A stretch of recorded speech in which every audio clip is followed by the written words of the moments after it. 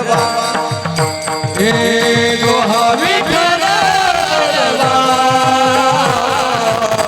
Doha Madhav भरवा Doha Vitthal भरवा Doha Madhav भरवा शरीबा सुखा बाबा रखमा देवी बरा सर्व सुखा जयागा बाबा रखमा देवी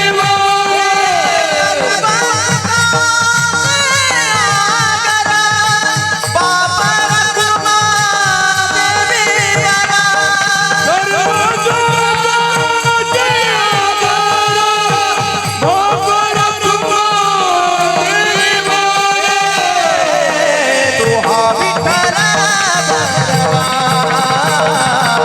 दोहा माधव भरवा दोहा विठ्ठल भरवा दोहा माधव भरवा हे दोहा विठ्ठल भरवा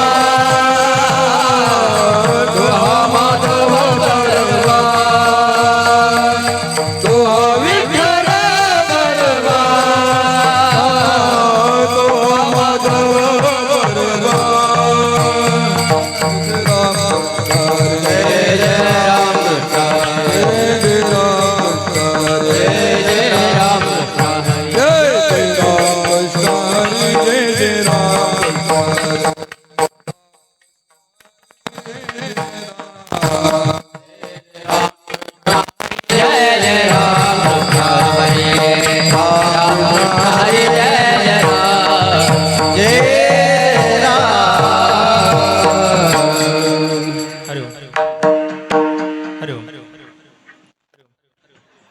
आम्ही केले सांडोनी उद्वेग भक्त्यामी केले सांडोनी उद्वेग आम्ही केले सांडोनी उद्वेग भक्त्यामी केले सांडोनी उद्वेग आवलो हे संग सुखायाचे आवलो हे संग सुखयाचे आवलो हे सुख संगयाचे आम्ही केले सांडोनी उद्वेग भक्त्यामी केले सांडोनी उद्वेग आम्ही केले सांडोनी उद्वेग भक्त्यामी केले सांडोनी उद्वेग आवलो हे संग सुखायाचे आवलो हे संग सुखयाचे आवलो हे संग सुखयाचे सुख आम्हा झाले धरिताया सुख आधारे धरिताया संग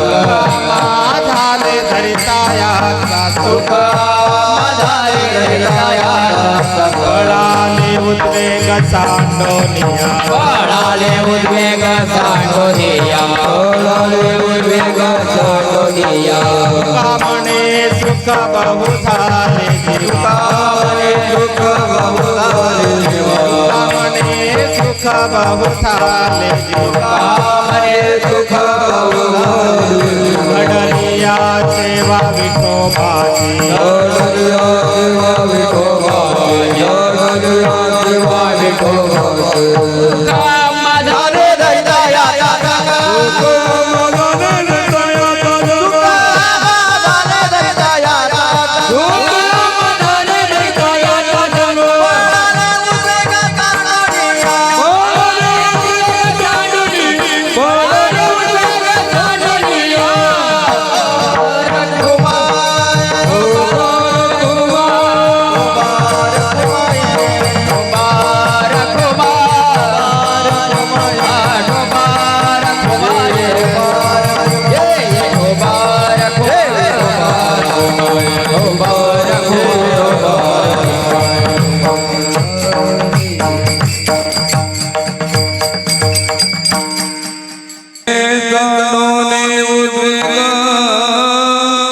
भक्तिया में केली सांडोली उद्वेग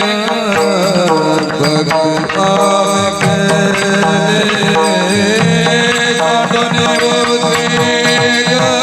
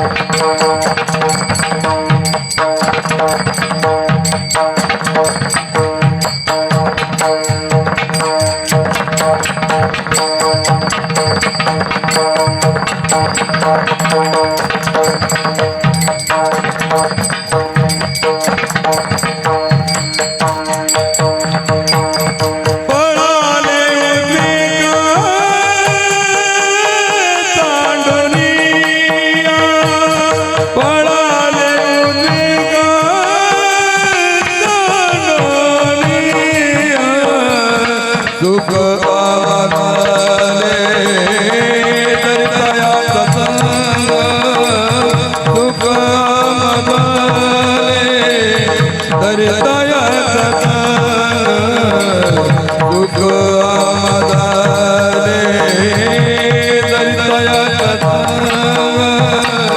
सुख आधारे दर्द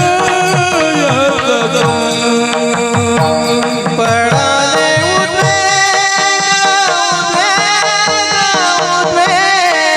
उद्वेग जाणून या. पडाले उद्वेग,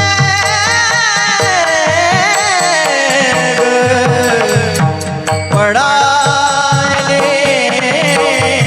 उद्वेग, पडाले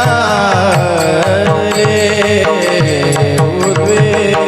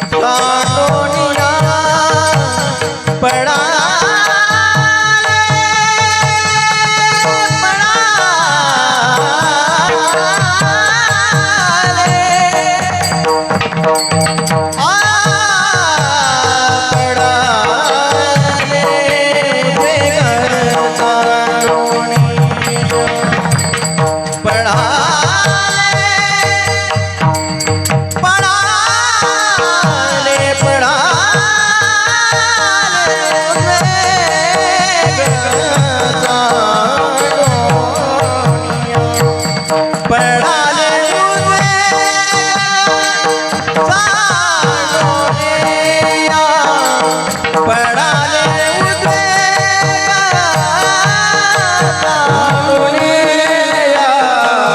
सुख आधारे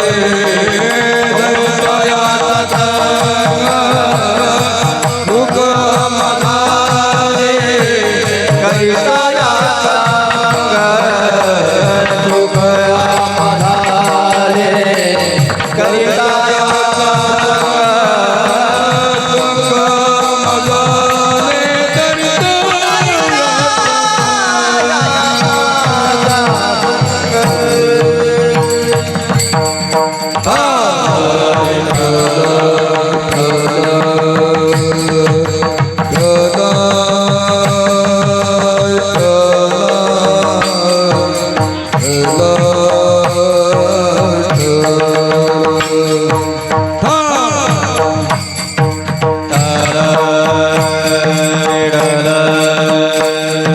विठ्ठल विठ्ठल विठ्ठल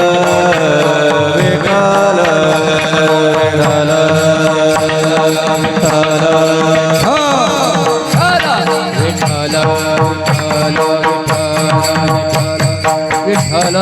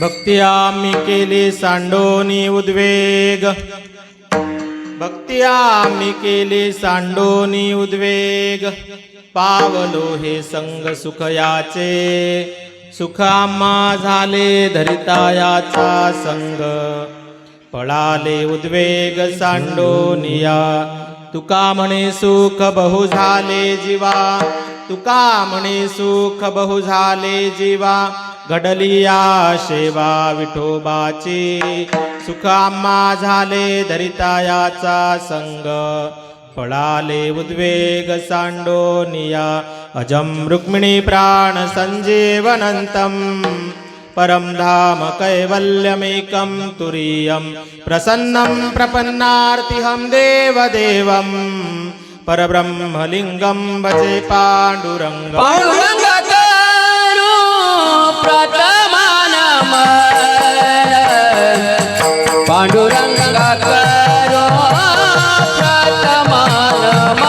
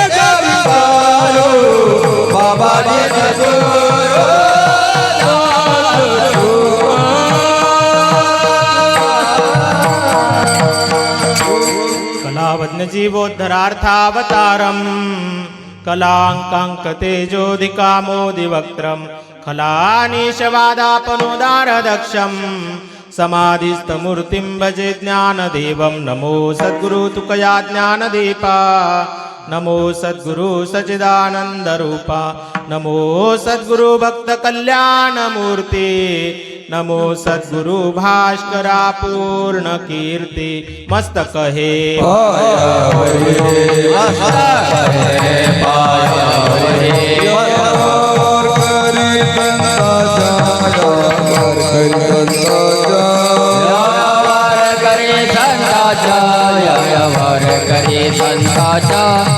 वार करे संताचा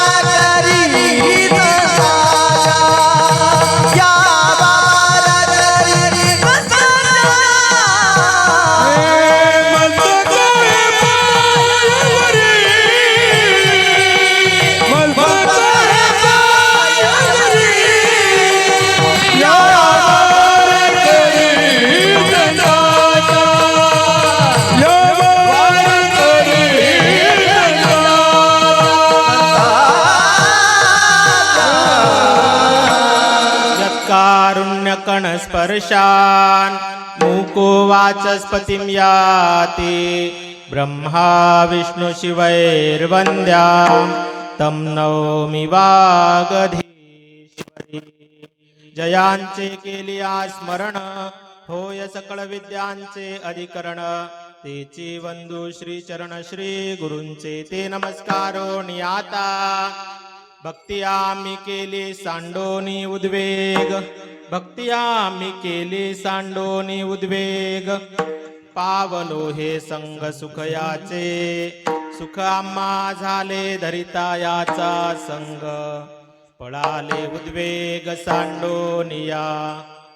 प्राप्त प्रसंगी सेवे करता निवडलेला अभंग वैराग्याचे राग रसिक देहो निवासी संत शिरोमणी संत जगद्गुरु तुकोबराय यांचा या जगतामधील त्यांचं जे मुख्य कार्य आहे जगताला भक्तिपंथाचा उपदेश करणे, त्या पंथामधील उपदेश करण्यासाठी साधू संतांनी शास्त्र अनुसरून जी विधियुक्त भक्ती केली त्या भक्तीची शिकवण देणारा अभंग विठ्ठल.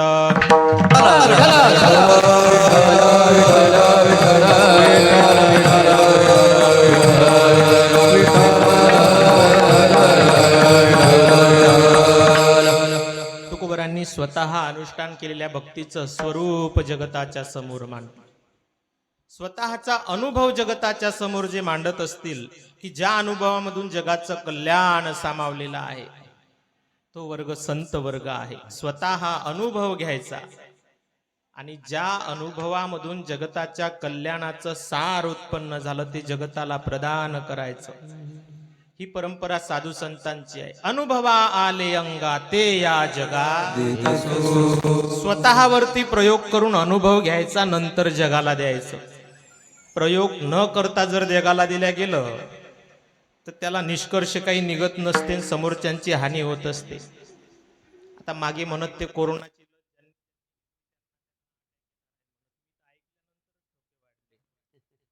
म्हटलं कशामुळे, तर म्हणत ते अर्धवटच विकसित झाली आणि त्याचा प्रयोग करायचा राहिला होता.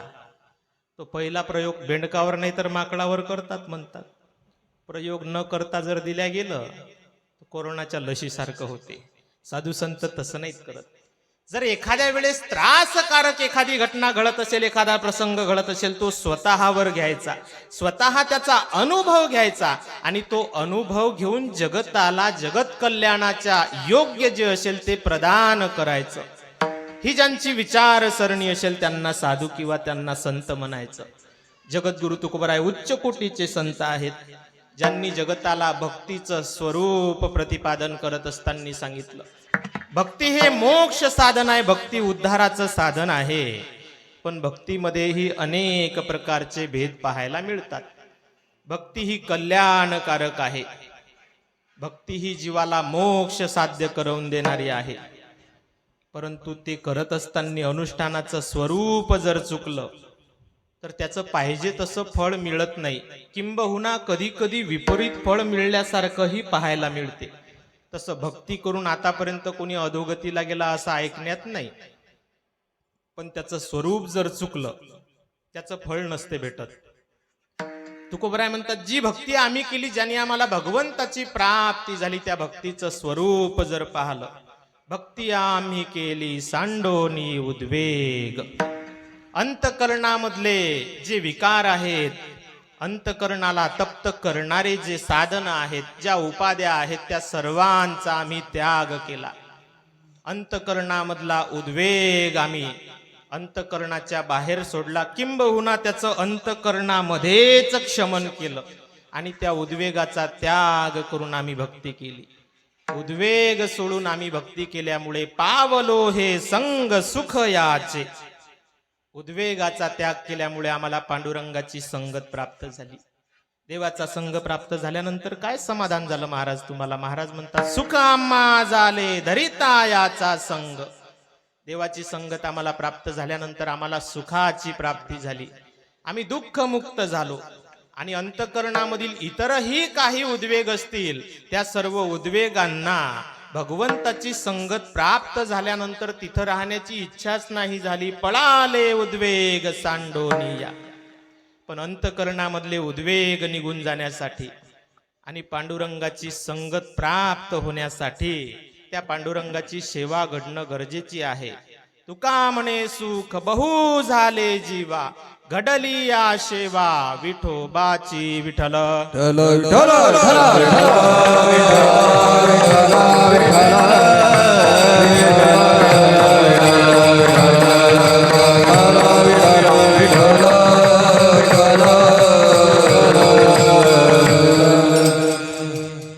अभंगाचं चिंतन पाहण्यापूर्वी सेवेचा परिहार. प्रतिवर्षाप्रमाणे आपल्या भाटिया लेआउटमध्ये चालू असणारा हा अखंड हरिनाम सप्ताह, ज्यामध्ये श्रीमद भागवत कथेचा आपण श्रवण करत आहात. आदरणीय हरिभक्त पारायण अभिषेक महाराज पवार यांच्या श्रीमुखामधून गायनाची साथ संगत करण्यासाठी हरिभक्त पारायण श्री गणेश महाराज भारती, श्री वसंता महाराज तांगडे, श्री सुदाम महाराज राहणे आदी करून टाळकरी, उपस्थित सर्व टाळकरी मंडळी, मृदंगाच्या सेवेसाठी आमचे परममित्र हरिभक्त पारायण सोपान महाराज आणि दुधात साखर म्हणून कीर्तन श्रवणाच्या उद्देशाने इथं उपस्थित असणारे आमचे मित्र हरिभक्त पारायण गोपाल महाराज, श्रवणासाठी उपस्थित तुम्ही वर्ग आणि ज्यांनी अथक परिश्रमाने प्रयत्नाने आपल्या संकल्पनेतून हा सप्ताह टिकून ठेवला, ते या परिसरामधील पंक्ता घेणारे, सहकार्य करणारे तुम्ही सर्व शत्रुवर्ग आणि त्यासहित मुख्य ज्यांची ही फार मोठी इच्छा आहे की हा सप्ताह इथं टिकून राहावा, तो सप्ताह टिकून ठेवण्यासाठी अविरत प्रयत्न करणारा हा गेंड परिवार विठ्ठल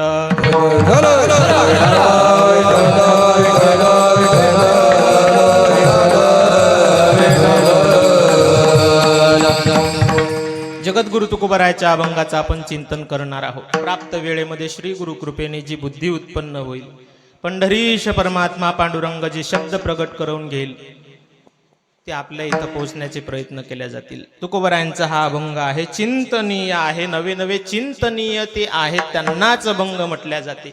अभंग हे उद्धार करण्याचं साधन आहेत. साधू संत हे भक्तीचा उपदेश करणारे जगतामधील सर्वश्रेष्ठ आचार्य आहेत. भक्तीची शिकवण ही मोक्ष प्राप्तीसाठी आहे. शाळेमधील शिक्षण आपण गौण नाही मानत, तेही महत्वाचंच आहे, पण शालेय शिक्षण हे आम्हाला व्यवहार उपयोगी आहे आणि भक्तिशास्त्रामधील शिकवण हे आम्हाला मोक्ष साधनासाठी महत्वाचं आहे. दोनही गोष्टी अति महत्वाच्या आहेत. एक प्रपंचामध्ये व्यवहार सुलभता प्राप्त होण्यासाठी आणि एक परमार्थ शेवटाला नेण्यासाठी, परमार्थ सिद्धीला जाण्यासाठी. ज्यांचा परमार्थ शिखरापर्यंत पोहोचला अशांचा जर अनुभव असला, तो अनुभव सामान्य माणसाचाही उद्धार करण्याला कारण ठरत असतो. आपण किती श्रवण केलं याच्यापेक्षा कोणाचं श्रवण केलं याला अधिक महत्व असते. आपण किती मोठ्या प्रमाणे भक्ती केली याच्यापेक्षा कोण्या पद्धतीने केली याला महत्वाचं असते. फार मोठे कष्ट घेतल्यापेक्षा योग्य मार्गाने केलेले प्रयत्न हे ध्येयापर्यंत माणसाला पोहोचवत असतात. मार्गदर्शन हे प्रयत्नापेक्षा अधिक महत्वाचं आहे. एखाद्याचे परिश्रम फार आहेत पण मार्गदर्शन नसेल, यश प्राप्ती होणार नाही.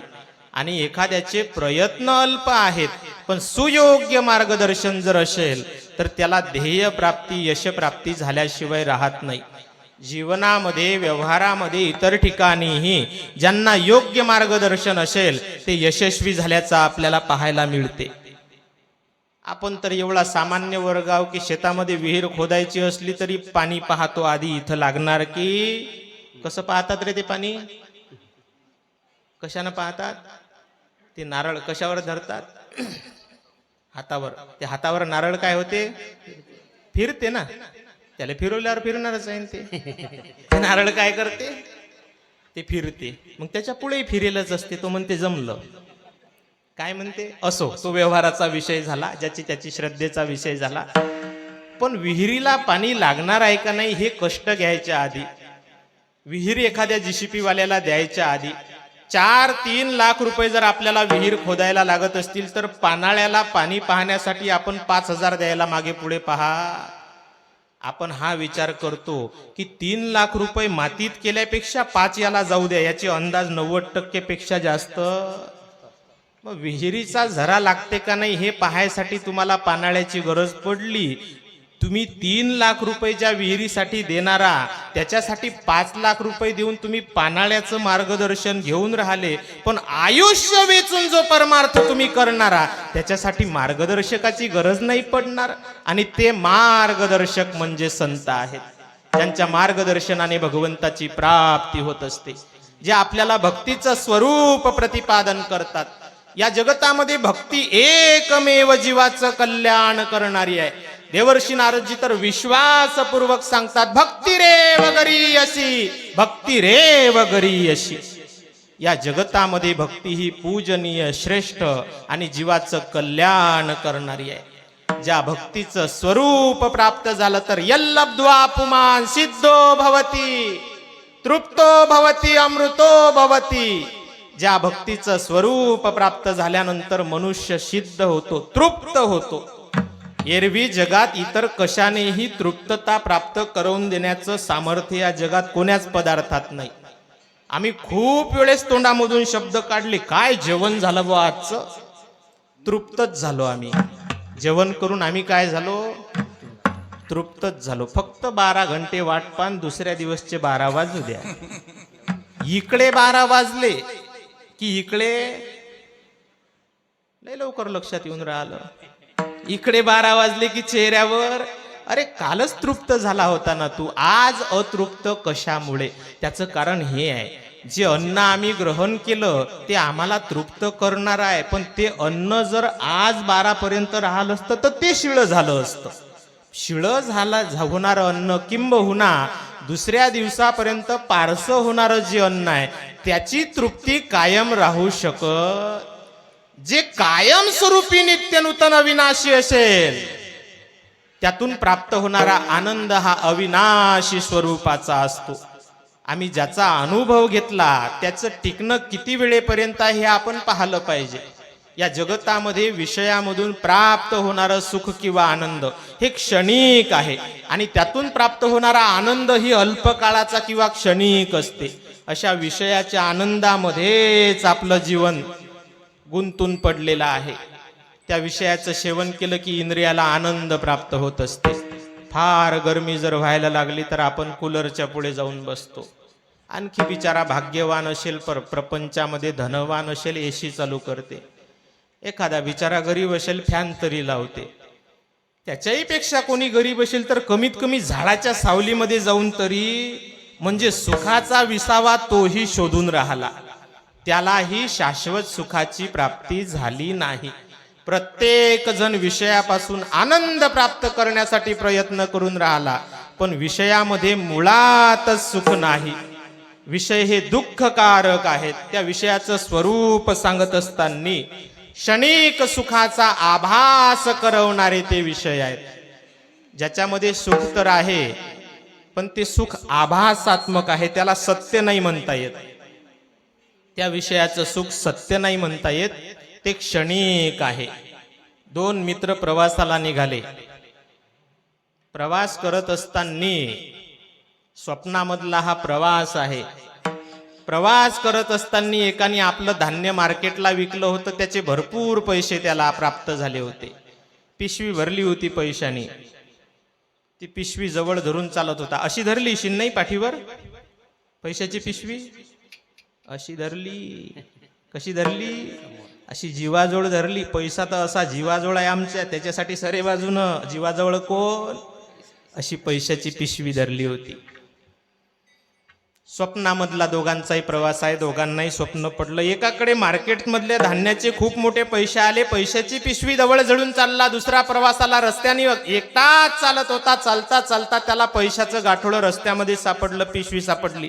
त्यांनी ती पिशवी उचलली, आपल्या जवळ घेतली. आता आपल्या घरी येणार तेवढ्यात त्याची झोप मोडली, तो जागा झाला. यांनी मार्केटला धान्य विकलं, पैशाची पिशवी घेतली, घरी घेऊन येणार तेवढ्यात मुलांनी उठवलं, स्वप्नातून जागा झाला. एकाचे पैसे स्वप्नात हरवले आणि दुसऱ्याला स्वप्नात पैसे. यात फायदा कोणाचा, नुकसान कोणाचं? ज्याचे पैसे पडले त्याचं काय झालं रे? नुकसान झालं. ज्याला सापडले त्याचा काय झाला? फायदा झाला. कष्ट करूच नका, स्वप्नच पहा.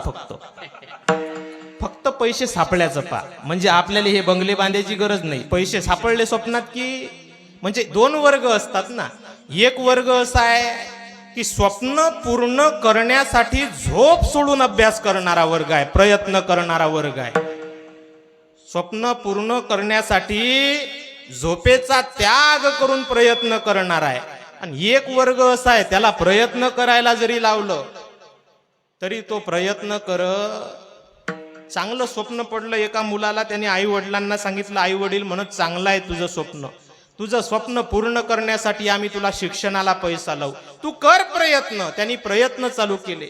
6 घंटे झोपत होता तर 10 घंट्यावर नेलं. मायबाप म्हणत, हे कोणते प्रयत्न चालू आहेत? म्हणे स्वप्न पूर्ण करण्यासाठी काल पडलं ते स्वप्न पडायची, यांनी पूर्ण नाहीत होत.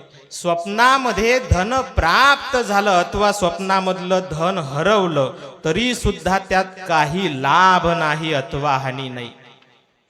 तुकोबरायांचा अभंग आहे. खापराचे होन खेळती लेकरे कोणत्या व्यवहारे लाभ हानी. लहान लहान लेकरं खापराचे एक एक दोन दोनचे नाणे रुपये करायचे आणि त्याच्यासोबत पैशाचा व्यवहार करायचे. आता खापरही दिसून नाही राहिले.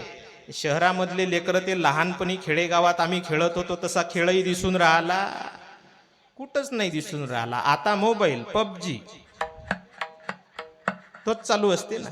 तुकोबराय म्हणतात खापराचे होन नाणं होतं त्यावेळेस ते लहान लहान लेकरं मडकं फोडायचे आणि त्याला गोल आकार देऊन त्याचे नाणे बनवायचे. त्याच्यावर त्यांचा व्यवहार चालत होता. खेळले तोपर्यंत खेळले. जेवणाचा टाइम झाला ते नाणेही फेकून द्यायचे आणि वस्तूही फेकून द्यायचे. कोणत्या व्यवहारे लाभ हानी.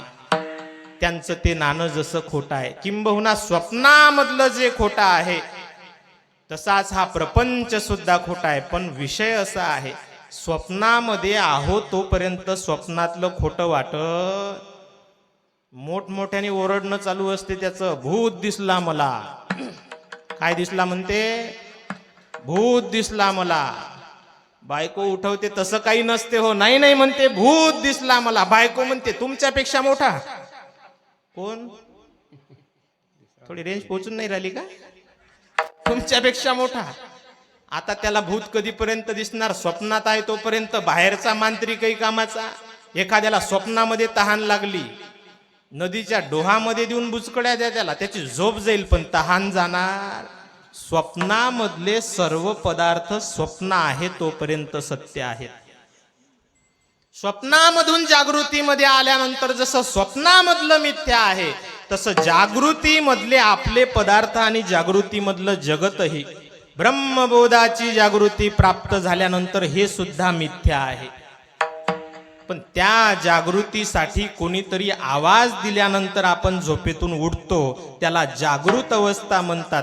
प्रपंचामधल्या या जागृतीमधून ब्रह्मबोधाच्या अवस्थेकरता ही गुरु कृपेने प्राप्त झालेला बोध जागृत करत असतो. त्या बोधासाठी गुरुचा उपदेश आणि आपण केलेली भक्ती सहाय्यक होत असते. पण ती भक्ती जर आपण करतो म्हटलं तर प्रत्येकाची भक्ती करण्याची पद्धत वेगळी आहे. प्रत्येकाच्या पद्धतीनुसार आमची आमची भक्ती ठरते. आपले तर एवढे मतभेद आहेत की एका घरामध्ये एकाचं मत जुळत नाही. स्वयंपाकाचंच पहा तुम्ही. जिच्याकडे सर्व घराच्या स्वयंपाकाची जबाबदारी आहे तिने जर म्हटलं ना काय बनवायचं जेवायला, तिची इच्छा असते खिचडी बनवा थोडक्यात. कोणाची? हसून राहिल्या काही जणी. ओळखल्या म्या खिचडी करणाऱ्या कोण कोण आहेत. थोडक्यात खिचडी टाकून देऊ. मग ते डायरेक्ट नवऱ्याजवळ येते त्याला डायरेक्ट सांगते. तिला माहित असते हे आपल्या हक्काचं गिराईक आहे, हे आपल्या पुढे जाणार, त्याला ते डायरेक्ट सांगते खिचडी टाकतो. मग तो करते हो वा. काय चेहऱ्यावर खोटे भावांतले का म्हणायची हिंमत नाही. वा. सासू सासऱ्याकडे जाते. त्याला वाटते जाऊ द्या काही जास्त भुका नाही. सरळ घर हो म्हणते. एखादा कार्टून म्हणते नाही चपात्या खायच्या. मग सासू सासरे म्हणतात जाऊ दे ना बा त्याच्यासाठी कणिक भिजवली तर आमची कणिकच भिजव. मग सरळ घर फिरून आलं की नवरा म्हणते काय करून राहिली? तो म्हणते चपात्या करणे. जाऊ दे ना एकट्यासाठी काय खिचडी करतं. म्हणजे जेवणामध्येही आपलं एक मत. जेवणात एक मत नशीन जीवनात कधी एक मत होईल. आणि एक मत आमचं आहे का नाही याचा विचार केल्यापेक्षा आपण आपल्या सर्वांचे मत शास्त्रानुसार भक्ती मार्गानुसार बाजूला सारून आपल्या मताला प्राधान्य नाही दिलं पाहिजे. आपल्या मताला प्राधान्य प्रपंचामध्ये, आपल्या मताला प्राधान्य व्यवहारामध्ये, अरे आपल्या मताला प्राधान्य निवडणुकीमध्ये, परमार्थामध्ये आपलं मत गुंडाळायचं, गाठोड्यात बांधून फेकून द्यायचं. मग आपल्या मताला काही किंमतच नाही का? आपल्या मताला किंमत त्यावेळेस येईल ज्यावेळेस आपलं मत भक्ती शास्त्रानुसार राहील. परमार्थ करत असताना आपल्या मतानुसार नाही करायचा. तस्मात् शास्त्रम प्रमाणन्ते कार्य व्यवस्थित. भगवान कृष्ण गीतेमध्ये सांगतात तुम्हाला जर परमार्थ करायचा असेल तर शास्त्रम प्रमाणन्ते, शास्त्राला जाणून परमार्थ केला पाहिजे. कारण परमार्थाचे सिद्धांत हे शास्त्राला अनुसरून आहेत. आपल्या नियमाने परमार्थ चालत नाही. एखादं वाहन आपण चालवायला लागल्यानंतर त्या वाहन निर्माण करणारे कंपनीचे जे बुद्धिमान इंजिनियर आहेत, जो बुद्धिमान वैज्ञानिक वर्ग आहे, त्यांनी त्या यंत्राची निर्मिती अशा प्रकारे केली आणि त्याचे विशिष्ट नियम बनवून ठेवले की क्लच दाबल्यानंतर गिअर न्यूट्रल होतील, ॲक्सिलेटर दिल्यानंतर गाडीला गती प्राप्त होईल, ब्रेक दाबल्यानंतर गाडी थांबेल. मग हा बहादर जर म्हणत असेल मला ॲक्सिलेटर देऊन गाडी थांबवायची, जमणार नाही? नाही म्हणे, तसं नसते जमत. तुला चढली असेल, ब्रेक दाबल्यावर गाडी थांबणार आहे, हा गाडीचा नियम आहे. त्या नियमानुसार गाडी चालेल, तुझ्या इच्छेनुसार नाही चालणार. तसा हा परमार्थाचा प्रवासही आपल्या मतानुसार चालणारा नाही, शास्त्र मतानुसार चालणारा आहे. आणि आपण भक्ती किती करतो याच्यापेक्षा ते करण्याची पद्धत कुठली आहे ती आपली घरची जर असेल तर आपल्याला फलप्राप्ती ही तशी होणार नाही. पण फलप्राप्ती चांगली व्हावी असं वाटत असेल तर पद्धत सुद्धा शास्त्रयुक्त असावी. जी भक्ती करत असताना शास्त्र मार्गाचं पालन केलेलं असेल तो खरा भक्त आहे, तो खरा वैष्णव आहे.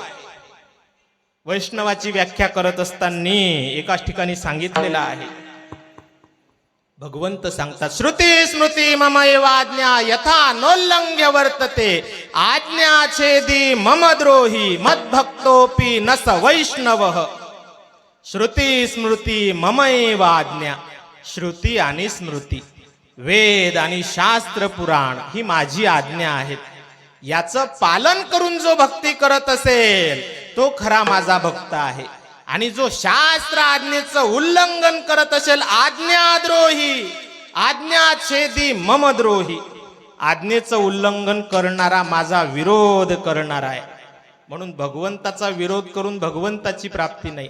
तसं शास्त्र मताचं ग्रहण जर केलं तर ती भक्ती भगवंताची प्राप्ती करवून देणारी असते. तुकोबाराय म्हणतात, जग सर्वच भक्ती मार्गाला लागलेलं आहे, पण आम्ही भक्ती करत असताना जग कशी भक्ती करते हे नाही पाहिलं. आम्ही भक्ती करत असताना आमच्या मुनिवर्यांनी, गुरुवर्यांनी जी भक्ती केली, शास्त्रामध्ये भक्तीचा जो उपदेश आहे त्या उपदेशानुसार आम्ही भक्ती केली. त्या भक्तीचं स्वरूप जर जाणून घ्यायचं असेल तर त्या भक्तीचं स्वरूप महाराज सांगतात, भक्ती आम्ही केली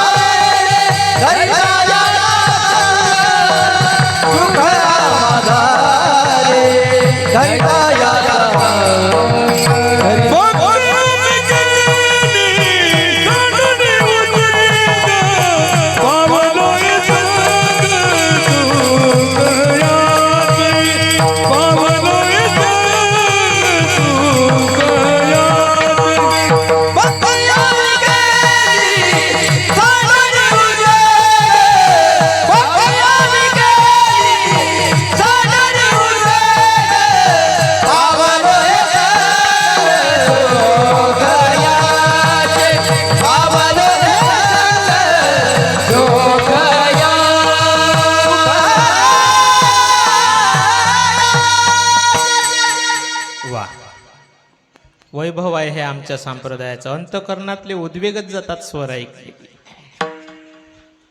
तुकोबरायांनी भक्तीचं स्वरूप सांगितलं. भक्ती आम्ही केली सांडोनी उद्वेग. अंतकरणामध्ये अंतकरणाच्या वृत्तीला चंचल करणारे जेही कारण असतील त्या सर्वांचा आम्ही त्याग केला. नंतर आम्ही भक्ती केली. त्या अंतकरणाच्या वृत्तीला विचलित करणारे अनेक कारण सांगितले. त्याच्यामध्ये काम, क्रोध, लोभ, मद, मत्सर, दंभ, अहंकार अनेक प्रकारचे कारण सांगितले जे चित्ताच्या वृत्तीला चंचल करणारे आहेत. ज्यांनी चित्तवृत्ती चंचल केल्यामुळे भगवंताचं आपल्याला दर्शन होणं दुर्लभ होऊन जाते, अशक्य प्राय होऊन जाते. आणि भगवंताच्या प्राप्तीसाठी यांना शांत केल्याशिवाय भगवंताचं दर्शन होणार नाही. चित्तरूपी सरोवरामध्ये भगवंताचं दर्शन जर करायचं असलं तर आधी त्याला स्थिर करावं लागत असते. वाहत्या पुराच्या गढूळ पाण्यामध्ये आकाशामधला पौर्णिमेचा चंद्र दिसत नाही. ते पाणी आधीच खवळलेलं आहे, वाहत आहे, त्याच्यावरती लाठा आहेत. दुसरा दोष त्याच्यामध्ये आणखी एक आहे, ते गढूळ आहे. पाणी जर गढूळ असेल, पाणी जर चंचल असेल तर त्याच्यामध्ये चंद्र दिसणार नाही. पण नितळ पाण्यामध्ये ज्याला हवेचा स्पर्श न होता जे हवेच्या लहरेमुळे शांत आहे, अशा लहररहित पाण्यामध्ये, नितळ पाण्यामध्ये आकाशामधला चंद्रच नाही, आकाशामधल्या चांदण्या सुद्धा दिसतात. पाणी तेच आहे पण त्याच्यामधला गढूळपणा निघून गेला. पाणी तेच आहे पण त्याच्यामधली चंचलता निघून गेली. त्यामुळे तो चंद्रबिंबाला आपल्यामध्ये धारण करण्यास समर्थ झालं.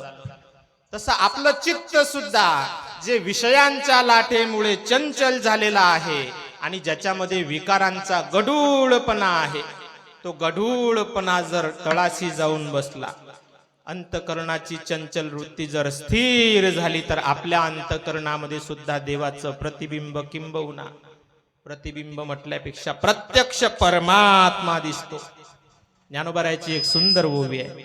तया स्वांतकरण जीता सकळ कामोपशांता परमात्मा परवता दूर नाही. ज्यांनी आपलं अंतकरण जिंकलेलं आहे त्याच्या अंतकरणामध्ये परमात्मा स्वतः प्रगट होतो. त्याच्यासाठी अंतकरण स्थिर करावं लागते आणि ते स्थिर करण्यासाठी भक्तीची आवश्यकता आहे. कुठलीही गोष्ट मिळवण्यासाठी प्रयत्न करण्याची गरज असते.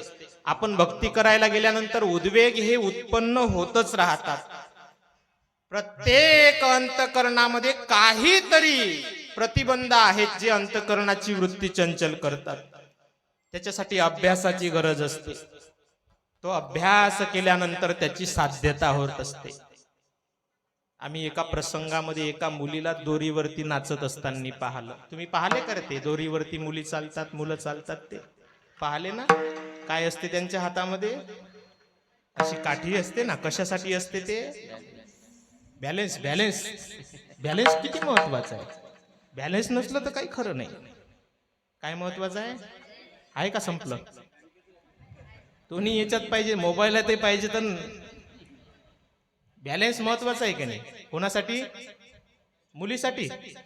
अरे मुलीसाठी लय महत्वाचा आहे बॅलेन्स. ज्याच्याकडे नाही तसेच राहिले ते. आम्ही तर म्हणत असतो चला आमच्या सोबत आश्रमात, कारण त्यांच्याकडे काय नाही.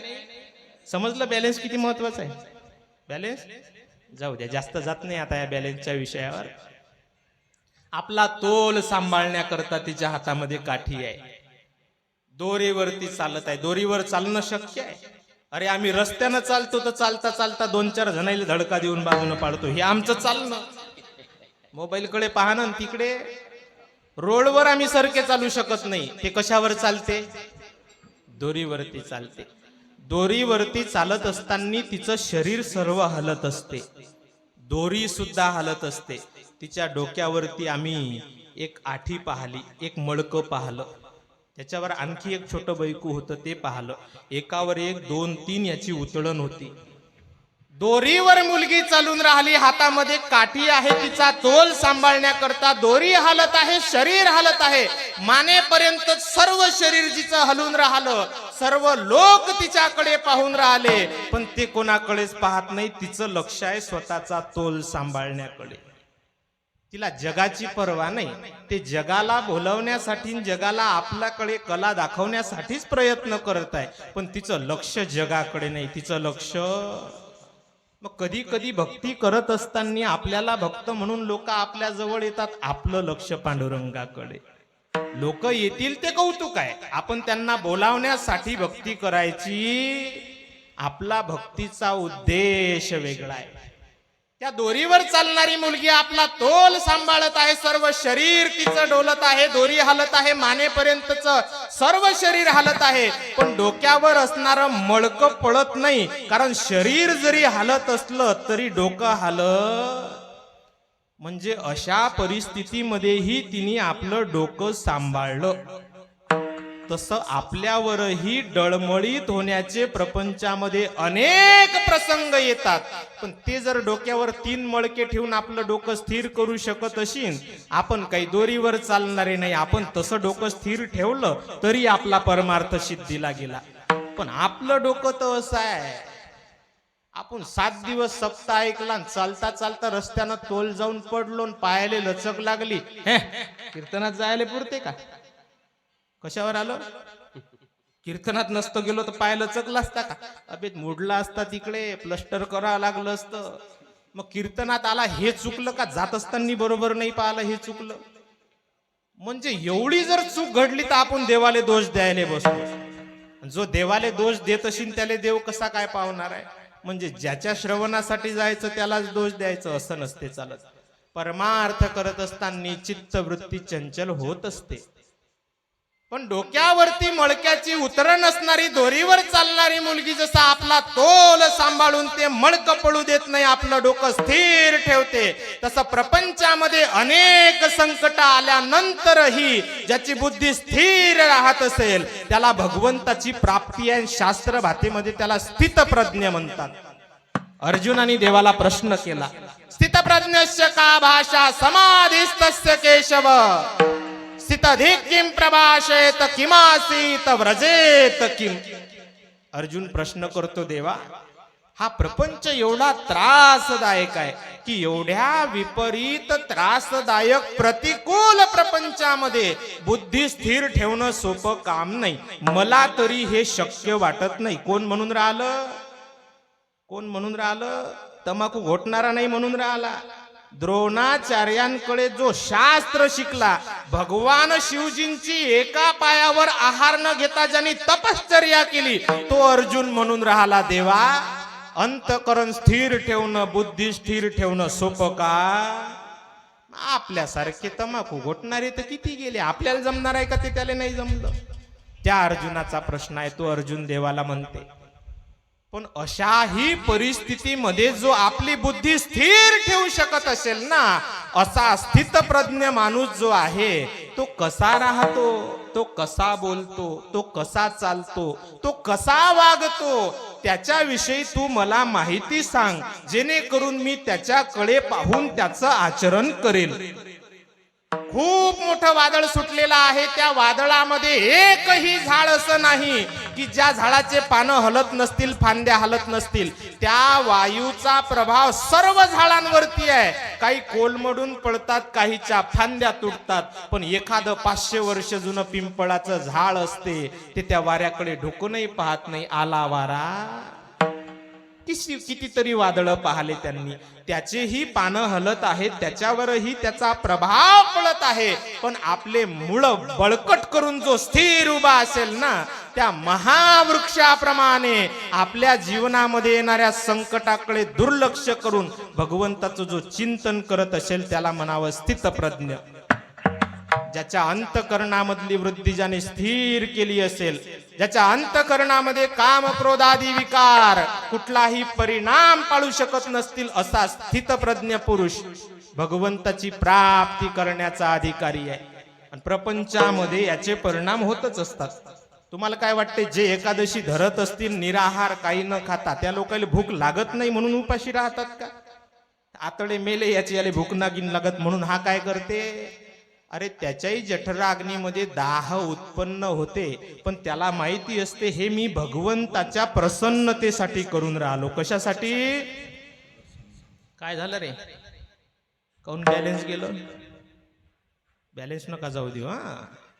तोही भगवंताच्या प्रसन्नतेसाठी करतो. जो तीर्थयात्रा करत असेल ना त्याचे सुद्धा पाय दुखतात. जो जागरण करत असेल त्याला सुद्धा झोप येते. जो भजन करत असेल ना त्याचेही इंद्रिय त्याला विषयाकडे ओढायचा प्रयत्न करतात. पण या सर्व गोष्टी आवरून तो परमार्थाला त्याला लावतो. त्या प्रतिकूल परिस्थितीवर मात करतो. आणि असं ज्यांनी केलं त्यांना भगवंताची प्राप्ती झाली. जोग महाराज वारकरी शिक्षण संस्थेचे एक गुरुवर्य होऊन गेले. दुर्दैवाने मला नाव स्मरणात नाही राहिलं. गुरुवर्यांकडून त्यांची कथा ऐकली. महाराजांचं कीर्तन चालू होतं. कीर्तन चालू असताना त्यांनी कीर्तनामध्ये एक जण पाहाला सारखा पाय खाजवत होता. 2-2.5 तास कीर्तन चाललं. 2-2.5 तास कीर्तन चालल्यानंतर कीर्तन संपलं. तो माणूस दर्शनासाठी आला. महाराजांचं दर्शन घेतलं. महाराज म्हणत, बुवा तुमचं काही लक्ष नव्हतं कीर्तनात. परखड बोलले, आमचं काही नाही. आमच्या कीर्तनात कोणी झोपलं तर आम्ही म्हणतो उस्ती आणून देऊ. पण ते परखड बोलले, तुमचं काही कीर्तनामध्ये लक्ष नव्हतं. त्यांनी पाय पुढे केला आणि आपला लाल झालेला पाय दाखवला. महाराज मी नेहमीचा श्रोता आहो. मी कधीच विचलितपणा करणार नाही. मला कीर्तनाच्या मर्यादा माहिती आहेत. पण माझ्या पायाला तेलमुंगी चावली. कोणती तेलमुंगी माहित आहे का रे? जे तेल पेत असते ते नाही ना? मग माहिती आहे तुम्हाला. तेलमुंगी चावली. आपल्या मुंगीपेक्षा मोठी असते आणि चावल्यानंतर त्याच्यापेक्षा 10 पटीनं जास्त त्रासदायक असते. नशीन विश्वास तर प्रयोग करून पहा. तिले कोणती मुंगी म्हणायचं? डसेपर्यंत दिसत नाही. तिले कोणतं म्हणायचं? तेलमुंगी. म्हणजे डसेपर्यंत गरीब दिसते पण डसली की मग समजते. हा कोणती मुंगी? तुम्हाला दुसऱ्याच मुंग्या वाटून राहिल्या का? जाऊ द्या. ते तेलमुंगी डसली. त्यानं पाय पुढे केला. पायाला तेलमुंगी चावली म्हणे महाराज. म्हणून कीर्तनामध्ये लक्ष नाही राहिलं. महाराज म्हणत, मी जिथं कीर्तनाला गेलो, या गावामध्ये कीर्तनाला येत असताना एका गरीब माणसाच्या घरी माझं जेवण होतं. त्याच्या झोपडीमध्ये मी जेवायला बसलो. जेवत असताना मी डोक्यामधली पगडी काढून ठेवली, फेटा काढून ठेवला. चुलीजवळच जेवायला बसलो होतो. त्या चुलीमध्ये जवळ असणाऱ्या इंधनामधला एक विंचू त्या पगडीमध्ये सोडला, फेट्यामध्ये शिरला. जेवण झाल्यानंतर गडबडीमध्ये तो फेटा तसाच उचलला, डोक्यामध्ये घातला. जर तुमचा विश्वास नसेल म्हणत बसत, त्यांनी ते पगडी काढली. कीर्तन झाल्यावर त्या माणसाच्या समोर टाकली, सांगितलं 2 तासामध्ये हा किती वेळ चावला हे ह्याला माहिती आहे, मला माहिती आहे, तिसरं पांडुरंगाला माहिती आहे. तरी कीर्तनात कोणाला माहिती? आम्हाला राव 2 तास विंचू चावला हे तुम्हाला दिसून नाही राहिलं आणि तुम्ही एका तेलमुंगीच्या डसण्यानं. अरे उलट ज्याले तेलमुंगी डसली त्याचं मन लागायला पाहिजे कीर्तनात. लक्षात येऊन राहिलं ना? ज्याले तेलमुंगी डसली त्याचं मन कायच करावं गड्या, 5Gच पाहिजे त्याच्याशिवाय काही लागत. ज्याले तेलमुंगी डसली त्याचं मन उलट कीर्तनात लागायला पाहिजे. पण मन विचलित होते. आपल्याला मुंगीचा दंश सहन होत नाही, आपलं कीर्तनातलं मन निघलं. साधू संत विंचवाचे दंश सहन करूनही परमार्थ सोडत नाहीत. अरे आम्हाला ठेच लागली तरी आम्ही देवाला दोष देतो. ठेच लागल्यानंतरही देवाला दोष देणारा, उद्वेग रहित भक्ती करणारा भक्त असू शकत नाही. उद्वेग रहित भक्ती करणारा भक्त तो आहे ज्याच्या सर्व शरीरामध्ये बाण शिरलेले आहेत, जो रक्ताच्या शरपंजरीवरती पडलेला आहे, पण तरी सुद्धा ज्याच्या मुखामधून भगवंताचं नाम प्रगट असेल. ओम विश्वम विष्णुर्वषट्कारो, त्याला म्हणावं स्थितप्रज्ञ आणि त्याला म्हणावं उद्वेग रहित भक्ती करणारा भक्त. अशी भक्ती जो करत असेल ना, उद्वेग रहित भक्ती करणारा जो भक्त असेल ना, त्या भक्ताला माझी संगती प्राप्त होते. आणि माझी संगती प्राप्त झाल्यानंतर देवाचा संग ज्याला प्राप्त झाला, त्याला देवाचा संग प्राप्त झाल्यानंतर काय प्राप्त होते? सुख आ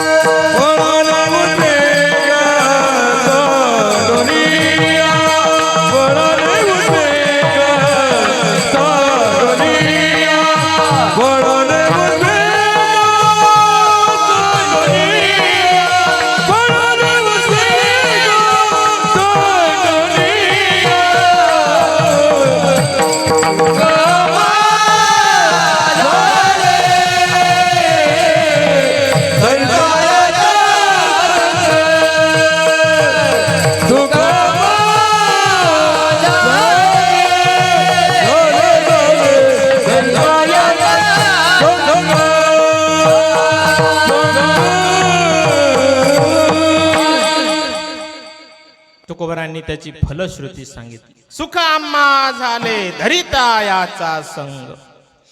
पांडुरंगाची संगत प्राप्त झाल्यानंतर आम्हाला सुखाची प्राप्ती झाली. ज्याला सुख प्राप्तीची अपेक्षा असेल त्यांनी संगत ही सुखाची केली पाहिजे. ज्याला सुखाची अपेक्षा असेल त्यांनी व्यवहारही सुखाचा केला पाहिजे. संगत दुःखाची केली की जीवनामध्ये दुःख आहे. व्यवहार दुःखाचा केला की जीवनामध्ये दुःख आहे. तुकोबरांचा अभंग आहे. सुखाचे व्यवहारी सुख लाभ झाला. व्यवहार सुखाचा केला तर सुखाचा लाभ होत असते. सुखाचा व्यवहार करण्यासाठी फार कष्ट घ्यायची गरज नाही. आपण आधीच्या विषयावर बोललो. भक्ती फार मोठ्या स्वरूपात केल्यापेक्षा शास्त्र सांगते त्या पद्धतीने केली तर फलप्राप्ती होत असते. तिचं स्वरूप मोठं असावं याची काही गरज नाही. ती जगाला दिसावी याची काही गरज, फक्त ती शास्त्रानुसार असावी म्हणजे त्याचा आपल्याला परिणाम दिसून येईल. परिणाम महत्वाचा असते का दिसणं महत्वाचं असते? तुमच्या दृष्टीनुसार झाडे लावा झाडे जगवा. झाडे लावणं महत्वाचं असते का जगवणे महत्वाचं असते? काय महत्वाचं असते रे? 3 मजूर सांगेल होते रोजगार हमीचे. एकाला ते खड्डे खंद्याचं काम दिलं 20 रुपये खड्ड्यानं. दुसऱ्याला त्यात झाड लावायचं काम दिलं. आणि तिसऱ्याले चला म्हणजे आपल्याला कीर्तन नाही जरा तर आपण रोजगार हमीला जाऊ शकतो. तिसऱ्याले काम दिलं ते खड्डे भरायचं. एकाकडे काम आहे खड्डे खोदायचं, दुसऱ्याकडे काम आहे झाड लावायचं, तिसऱ्याकडे काम आहे सकाळी 7 वाजता दोघही जण कामाला गेले. तिसरा गेला नाही. 12 वाजता तो सुपरवायझर लक्ष द्यायला आला. 12 वाजेपर्यंत या दोघांचं काम चालू होतं. तो सुपरवायझर म्हणे का रे झाडं कुठं आहेत? तो म्हणे साहेब आम्ही आमचं काम केलं पगार लागेल. साहेब म्हणत काम काय केलं? काही नाही म्हणे याचं खड्डे खोदायचं काम होतं हा खोदत होता, याचं भुजायचं काम होतं हा भुजत होता. म्हणे झाडं, तो झाडं लावणारा आलाच नाही तर का आमची मजुरी पाळता म्हणे तुम्ही? झाडं लावणारा, अरे ते झाड लावलंच नाही तर तुम्ही खड्डे कशासाठी करता? असे तो कुत्रेही खड्डे करून राहिले ना, त्याची मजुरी भेट. तुम्ही कष्ट फार केले पण करायचे त्या पद्धतीने जर नाही केले ना तर त्याले महत्व. 2 घंटे घाटामध्ये गाडी बंद पडली होती एखादी 2 घंटे. तेवढ्या वेळपर्यंत तो प्रयत्न करत राहिला पण जमलं नाही. शेवटी गेला एक कारागीर एक मजूर तिथून पाहला त्याने. गॅरेजवरचा एक माणूस आणला. तो गाडी जवळ आला. त्यांनी गाडीचं इंजिन खोललं. इकडची वायर तिकडची वायर पाहिली. सोबत काही अवजार आणले होते त्यांनी. त्याच्यामधलं एक साधन घेतलं. बरोबर एका ठिकाणी 2 ठोके मारले. फक्त 2च मारले. किती मारले? 2च मारले. द्या म्हणे 500 रुपये. किती? तो म्हणेल का 2 रट्ट्याचे 500 रुपये? अरे असंच केलं ना तू? मी 2 घंटे झाले इथं कष्ट करून राहिलो. तो म्हणे तुम्ही 2 घंटे झाले कष्ट करून राहिले, तुम्ही 200 टोले मारले म्हणे, पण जमलं? टोले किती मारले याले महत्वाचं नाही, कुठं मारला, किती टोले घेता रे, किती टोले घेता रे. जागरण जर म्हटलं ना तर एकादशीले 2 तास भजन आमच्या जीवार येते. किती टोले घेतो आम्ही. 3-3 वाजेपर्यंत फोन बंद नाही पडत. रात्र 4-4 वाजे लोक आम्ही बॅटरी का घेऊन डुकरायच्या मागे. म्हणजे आमचे टोले चालू आहेत. पण जिथं टोला बसायला पाहिजे तिथं बसून राहिला. 500 कसे काय द्यावा म्हणे? तू 2 टोले मारले त्याचे कुठं 500 असतात का म्हणे? हा किती असायला पाहिजे 2 टोल्याचे? 10-20 रुपये लय झाले म्हणे 2 टोल्याचे. किती रुपये? तो म्हणे ठीक आहे द्या. हा म्हणे 500ची आहे सुट्टे, 500ची द्या म्हणे, मी तुम्हाला 480 वापस देतो. किती देतो म्हणे? त्यानं ते 500ची नोट घेतली, गाडीवर बसला. तो म्हणे 480 वापस नाही म्हणे. ते 20 रुपये तर झाले आपले 2 टोल्याचे. मग म्हणे 480, 20 रुपये म्हणे 2 टोल्याचे. पण ते 2 दणके माराव कुठे याचं जे ज्ञान आहे त्याचे 480. त्याचे किती? तुम्ही कष्ट खूप घेतले पण कसे घ्यायचे याले महत्वाचं आहे. आपण भक्ती तर खूप करून राहिलो. आपली ही भक्ती चालू आहे, तुकोबारायाची भक्ती चालू आहे. पण आपली भक्ती अशी चालू आहे, आंधळ्या शेतकऱ्यासारखं इकून मोटर चालू करून दिली, धुऱ्यापर्यंत पाणी पोहोचतच नाही. हा धुऱ्यावर जाऊन बसला. पाटाचं पाणी फटीमध्ये येऊन राहिलं, मोटरचं पाणी तासामध्ये येऊन राहिलं, पण धुऱ्यापर्यंत ते पाणी पोहोचून राहिलं. काय कारण असेल? तुम्ही खामगावातल्या म्हणजे काही असे जपान मधलं तर आपण शेतकरी जाऊ ना. आपण तासामध्ये पाणी येऊन राहिलं पण धुऱ्यापर्यंत पोहोचत नाही, म्हणजे मधी एखाद्या बुडईमध्ये बुडई समजते ना, बुडई समजते का? म्हणजे वर्गणी मागायला आले, वर्गणी दिली नाही 2100 रुपये, दवाखान्यात 50-60 हजार गेले. बुडई बुडई काय सांगू राहिलो? नाही, आपली शेतीतली बुडई चालू होती ना. कुठेही नेता तुम्ही. याला काय म्हणतात?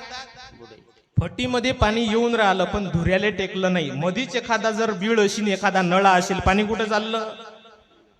त्यात विहिरीतलं पुरंही पाणी गेलं तर काही फायदा? पाणी पाटानं गेलं पाहिजे तेव्हा फलद्रूप होत असते. तसं आपलं भक्ती करणं चालू आहे, पण आपलं भजनही जर भोगामध्ये मुरत असेल तर त्याने देवाची प्राप्ती. अरे भजन जर भोगासाठी असेल, जयाची भजने भोगासाठी त्यांना देव भेट. भजन हे भगवत प्राप्तीसाठी असलं पाहिजे. भजन हे भगवत प्राप्तीसाठी जर असेल तर भगवंताची प्राप्ती. भजनाचा हेतू भगवत प्राप्ती असावी. एरवी क्रियेचा विचार जर केला तर क्रिया समान दिसतात, पण हेतू सारखा नसते. म्हणजे बाह्य अंगाचा विचार जर करतो म्हटलं तर सर्व दिसायला सारखे आहेत, पण अंतरंगाचा विचार करतो म्हटलं तर प्रत्येकाचं अंतरंग भिन्न आहे. आणि देव बाह्य रंग नाही पाहत, बाह्य रंग पाहणारं जग आहे. महाराज हेलिकॉप्टरनं आले का विमानानं आले, 4 व्हीलरनं आले, मग ते 50 लाखाची फॉर्च्युनर होती का इनोवा होती का विस्टा होती का 2 व्हीलरनं आले का एसटीनं आले का कोणाले सापडले उचलून आणले, हे कोण पाहते? तत्वज्ञानी माणूस तत्वज्ञान ग्रहण करते. आणि आपली दृष्टी अशी आहे, आपण साधू हा व्यवहारावरून नाही ओळखत, साधू हा त्याच्या वेशभूषेवरून ओळखतो. रहुगण महाराज कपिल मुनींच्या दर्शनाला जात असताना रहुगण महाराजांच्या पालखीचा एक भोई आजारी पडला. भरत महाराजांना रहुगण राजांनी पालखीचा भोई म्हणून जुतलन त्याच्या खांद्यावर पालखी दिली. जे फार मोठे विद्वान आहेत, एवढा मोठा विद्वान साधू कशाला जुंपला? पालखीले जुंपला. कशासाठी जुंपला? शेताच्या बांधावर बसले होते भजन करत, त्याला वाटलं रिकाम टवळं बसेल आहे इकडे बसल्यापेक्षा. म्हणजे आपण गेलो वेशभूषेवर. नंतर त्यांचा संवाद झाल्यानंतर रहुगण राजाच्या लक्षात आलं की हा पालखीले जुंपलेला कोणी भोई नसून हा तत्वज्ञानी महात्मा आहे. शब्द प्रकट झाल्यानंतर त्याला समजलं हे ज्ञानी महात्मे आहेत. त्या पालखीमधून उतरला, साष्टांग प्रणिपात केला, दंडवत केलं आणि आपलं शिष्यत्व तिथं प्रगट केलं, सांगितलं तुम्ही माझे गुरु आहात. तोपर्यंत काय समजत होता? पालखीचा भोई समजत होता. दिसण्यावर जाण्याले महत्व नसते. चोखोबरायन इतर साधू संतही आम्हाला सांगता, काय भुललासी वरली या रंगा. बाहेरच्या रंगाला कशाला बोलायचं? तुकोबराय म्हणतात बहिरंगतेला महत्व नाही, अंतकरणामधले उद्वेग किती सांडले याला महत्व आहे. बाहेरच्या क्रियेचा विचार करतो म्हटलं तर क्रिया ही समान आहे. गोवसू बारसच्या दिवशी गायीचं पूजन करणारा गोभक्त त्या गोमातेच्या गळ्यामध्ये हार घालत असतो, तिचं पूजन करतो, तिच्या गळ्यामध्ये हार घालून तिचं पूजन करतो, तिला चांगलं चांगलं खायला देतो. आणखी एक कोणता तरी सण आहे, त्या सणाच्या दिवशी पण बकऱ्याच्या गळ्यात हार घातल्या जाते, त्या बकऱ्याच्या पुढे हिरवा चारा ठेवल्या जाते. आपण गायीची तरी एवढी सेवा नाही करत, एवढी सेवा कोणाची केल्या जाते? एकीकडे हार बकऱ्याच्याही गळ्यात पडून राहिला, दुसरीकडे गायीच्याही पडून राहिला. एक विचार करू जाता दोन्हीही जीव आहे, गायीमध्येही जीव आहे आणि बकऱ्यामध्येही. गायीच्याही गळ्यात हार घालणारा हार घालून राहिला आणि बकऱ्याच्याही गळ्यात. दोघांच्या कृती सारख्या आहेत, पण गायीच्या गळ्यात हार घालणारा त्या गायीला माता मानून तिचं पूजन करणारा आहे, आणि बकऱ्याच्या गळ्यात हार घालणारा अर्ध्या तासानं त्या बकऱ्याला ताटात घेणार आहे. क्रिया सारखी आहे पण हेतू सारखा. तुकोबराय म्हणतात अंतकरणातला हेतू जर निर्मळ असेल तर भगवंताची प्राप्ती आहे, अंतकरणातले उद्वेग सांडून केली तर भक्ती आहे. आम्ही पंढरपूरला चतुर्मासाला असताना बरेच अनुभव आहेत असे. काही भगवंताच्या कथेचं श्रवण व्हावं म्हणून चतुर्मासामध्ये 4 महिने राहतात पंढरपूरमध्ये. चांगली शेतीवाडी असते, घरी बागायती शेती सोडून 50-50 एकरावाले आम्ही तिथं मधुकरी मागून जेवत असताना पाहिले, पंक्तीत बसत असताना पाहिले. जो गावाकडे नगर भोजन देऊ शकेल एवढा श्रीमंत आहे, तो पंढरपूरमध्ये भिक्षेसाठी बसून भिक्षा ग्रहण करायला बसतो. आणि दुसऱ्याले घरचे कावले म्हणून दुसरा हाकलून देल असते. एक मतार इच्छेनं गेलं आणि दुसऱ्याले सुनीनं बायकोनं, म्हणजे दोघीचं एकमत होतं म्हणून सरकार पडलं. एकीच्यानं निघते का ते तर एवढं चिवट आहे तर लोटून लावलं तर जात नाही. कोण तुम्ही म्हणा ना, एकट्याच्या घरावर गोटे आणता का? एक हाकलून लावलं, दुसरं इच्छेनं गेलं. दोघही जण पंढरपूरमध्ये आहेत, पण जे हाकलून लावलं ना त्याच्या मनामध्ये हेच खदखद करून राहिलं, आणि जे स्वइच्छेनं गेलं ना ते पांडुरंगाचं चिंतन करून राहिलं. आतलं फरक असते की नाही? भांडण झालं एका जणाचं बायको सोबत. बायको त्याला बोलली हलकटासारखं. कशासारखं? कशासारखं? कशासारखं? अरे हे सरायलेच बोलत असतात म्हणून राहिलो. हलकटासारखं बोलली बायको. त्यानं लयच मनावर घेतलं. रागीट होता बिचारा, समजदार नव्हता. समजदार पाहिजे माणूस. बोलली तर बोलली, आपलीच आहे ना, दुसऱ्याची बोलली का? काही जण पा किती समजदार आहेत, किती बोलली तरी 5 मिनिटात काय होईल असते? सवय होईल असते. याले आला राग. राहायचंच नाही म्हणे आता घरामध्ये. एवढा अपमान कोण सहन करीन? बायको म्हणे जन्म गेला अपमान सहन करायला, रोजच आहे याच. घातले साधूचे कपडे गेला जंगलामध्ये. डोंगरावर गेला, त्यानं भगव्या कपड्यामध्ये एक साधू बसेल पाहाला. डोळे मिटेल होते, डोळ्यातून अश्रुधारा वाहत होत्या. हा गेल्याबरोबर याचं मन भरून आलं. काय निका गुरु भेटला म्हणे गड्या आपल्याला, जो देवाच्या भजनात रडून राहिला. काय आपलं भाग्य म्हणे, संसार सोडल्याबरोबर आपल्याला गुरु भेटले. त्याच्या जवळ गेला, मांडी घालून बसला. गुरुनं डोळे उघडले, साधूनं डोळे उघडले. कसा आला म्हणे? रडायला सुरुवात केली. काय कारण होतं रडण्याचं? काय कारण होतं? अरे तुम्हाला का बायको आहे म्हणा ना, करा ना, हिम्मत तुम्ही नाही केली तर हे करतील का? काय कारण होतं? बायको बोलली. त्याला विचारलं साधूनं, काय झालं, कशासाठी रडून राहिला? तो म्हणे महाराज तुमच्याही डोळ्यात अश्रुधारा होत्या. तो म्हणे मा सोडून दे, पण तू कशासाठी रडून राहिला? काय बायको भेटली म्हणे महाराज, गावाला कोणाला सांगायची सोय नाही आणि त्रासही सहन नाही होऊन राहिला. वैतागला म्हणे जीव. रोज बोलणे ऐकून ऐकून कंटाळा आला म्हणे, उपद व्याप आला म्हणे. उद्वेगानं संसार सोडून आलो आणि तुमच्या पायाशी येऊन बसलो. बायको रोज शिव्या देत होती. एवढा ऐकल्याबरोबर त्या पुढच्या साधूनं डबल रडणं चालू केलं. हा म्हणे महाराज परिस्थिती पाहून रडून राहिले का? महाराज म्हणत नाही रे, एवढी चांगली बायको सोडून आलाले का तू? कोण म्हणे? त्यानं डबल रडणं चालू केलं. महाराज रोज शिव्या देत होती म्हणे, एवढी चांगली. तो पुढचा म्हणे अरे चांगली याच्यासाठी म्हणतो तोही तुले शिव्याच देत होती. पुढचं बोलायलाच लावता का? अरे कीर्तन झाल्यावर या महिला वर्गानं जर घेरलं मले तर जाता नाही येणार ना बा, तुमची बाजू घेऊन राहिल ना मी. तरी बोलतच होती म्हणे, इकडे रोज बेलण्याचे रट्टे होते. हा म्हणे तुम्ही तर साधू दिसत होते. नाही म्हणे साधू व्हायासाठी चालू, पण अजून काही झालो. यानं स्पष्ट प्रामाणिकपणानं सांगितलं, तू माझ्या जवळ येण्यात तुझं हित नाही. तू आणि मी दोघे जण उठून एखाद्या खऱ्या साधूच्या शोधात जाऊ, ज्याच्याकडे गेल्यानंतर आपलं कल्याण होईल. माणसाने प्रामाणिकपणाने सांगितलं पाहिजे, आपल्याला खऱ्या साधूची गरज आहे म्हणे. नाही तर आपलं असं असते, लोकायले वाटते आपण भक्त आहोत. आपण भक्त नसलो तरी मग आपला उपदेश देणं चालू होऊन जाते. आपल्या भारतात तर हे परंपरा लयच आहे. आपल्याला ज्ञान नसते, पण दुसऱ्याला ज्ञान द्यायला जर लागलो तर असं वाटते त्या क्षेत्रातले आपण प्राचार्य आहोत. अरे वांगे टमाट्याचा बाजार घेऊन हा काली पिली गाडीमध्ये बसलेला आहे. याचे खाली टमाटे वर आलू आहेत, एवढी याची अक्कल. आणि त्याची काली पिली बंद पडली तर हा म्हणते इंजिन मध्ये पाय काही गेलं शिंत. कशात? कोण म्हणून राहिलं? ज्याला आलूवर ठेवतात का टमाटे याची अक्कल. शास्त्र सांगते परोपदेश वेलायाम सर्वे भवंती पंडिताः. दुसऱ्याला उपदेश देत असताना सर्व ज्ञानी होतात. बरं आपले उपदेशही काही असे तसे नाहीत. आपला उपदेशन आपला धीर देणं असा एखाद्या अधीर माणसाला आपला जर धीर द्यायला गेला तर पुढचा मेला जीवानं. आजारी पेशंटले भेटायला गेले धीर द्या लागते ना.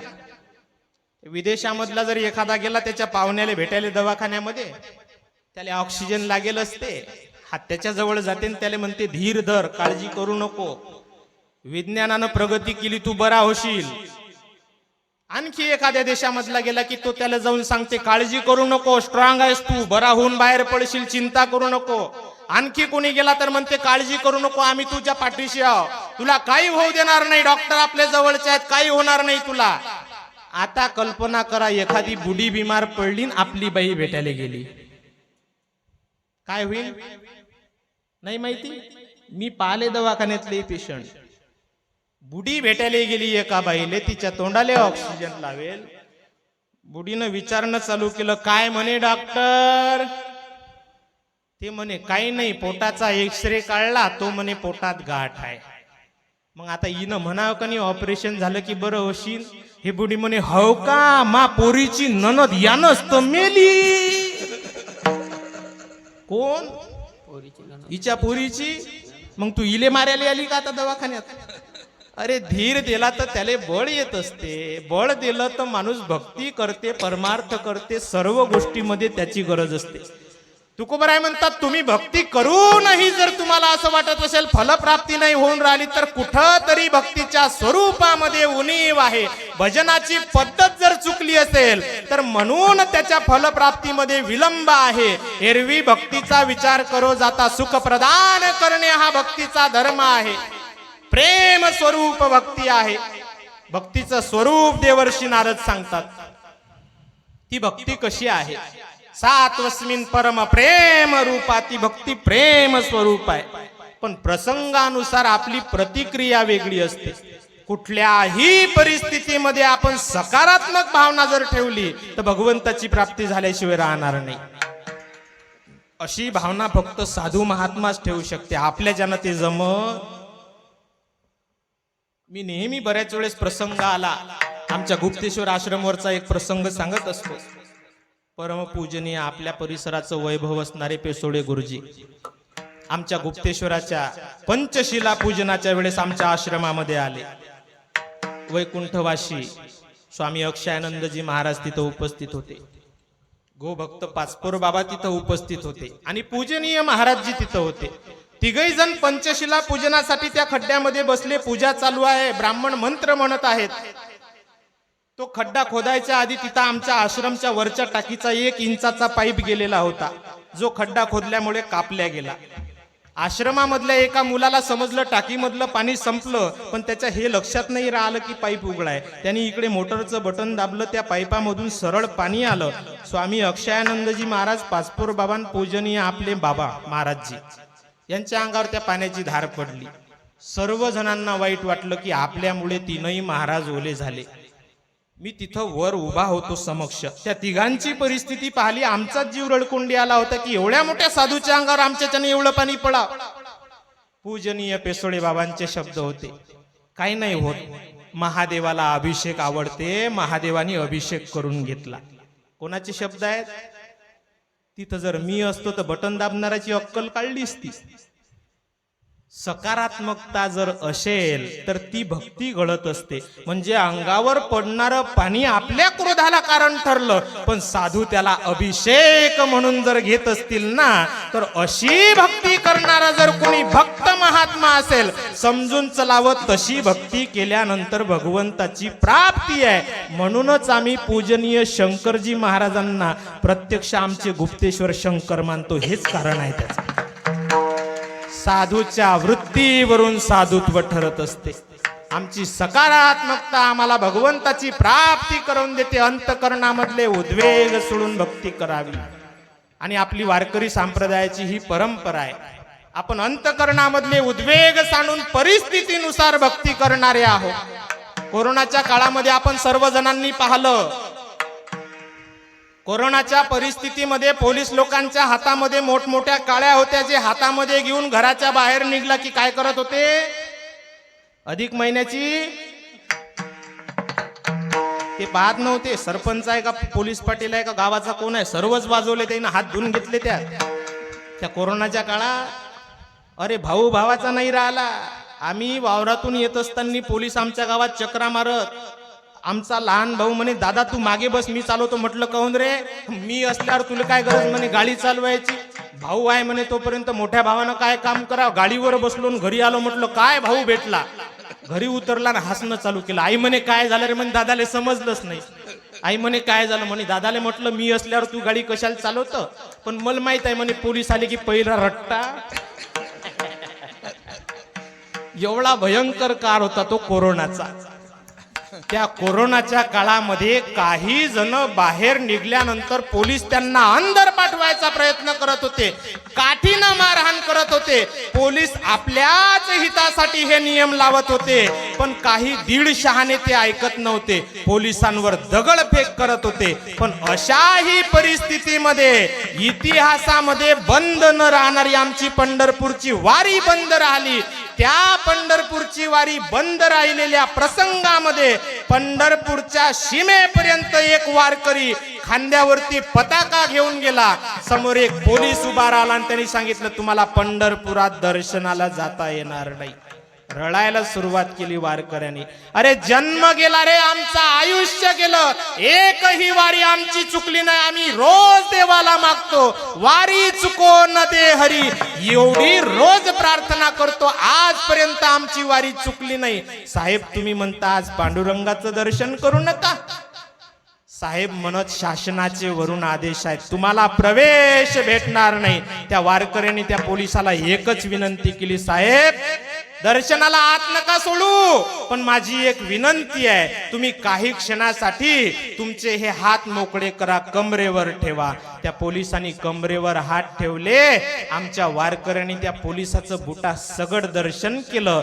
जे जे भेटे भूत ते ते मानिजे भगवंत, हा भक्ती योग निश्चित जाण माझा. ही आमची उद्वेग रहित भक्ती आहे. आणि अशी भक्ती जर आम्ही केली ना, आम्हाला पांडुरंगाची संगत प्राप्त झाल्याशिवाय राहत नाही.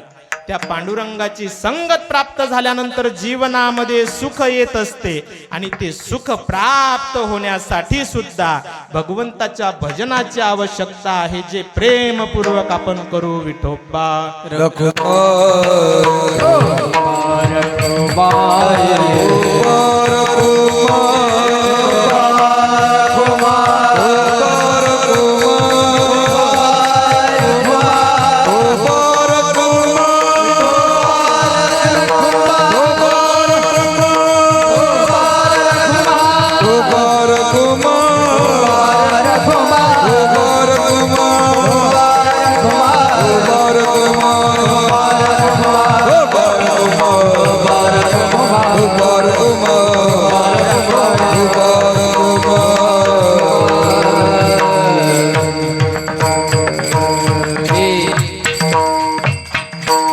अंतकरणामधले उद्वेग सोडून ज्यांनी ज्यांनी भक्ती केली त्यांना भगवंताची प्राप्ती आहे. उद्वेग अनेक प्रकारचे आहेत.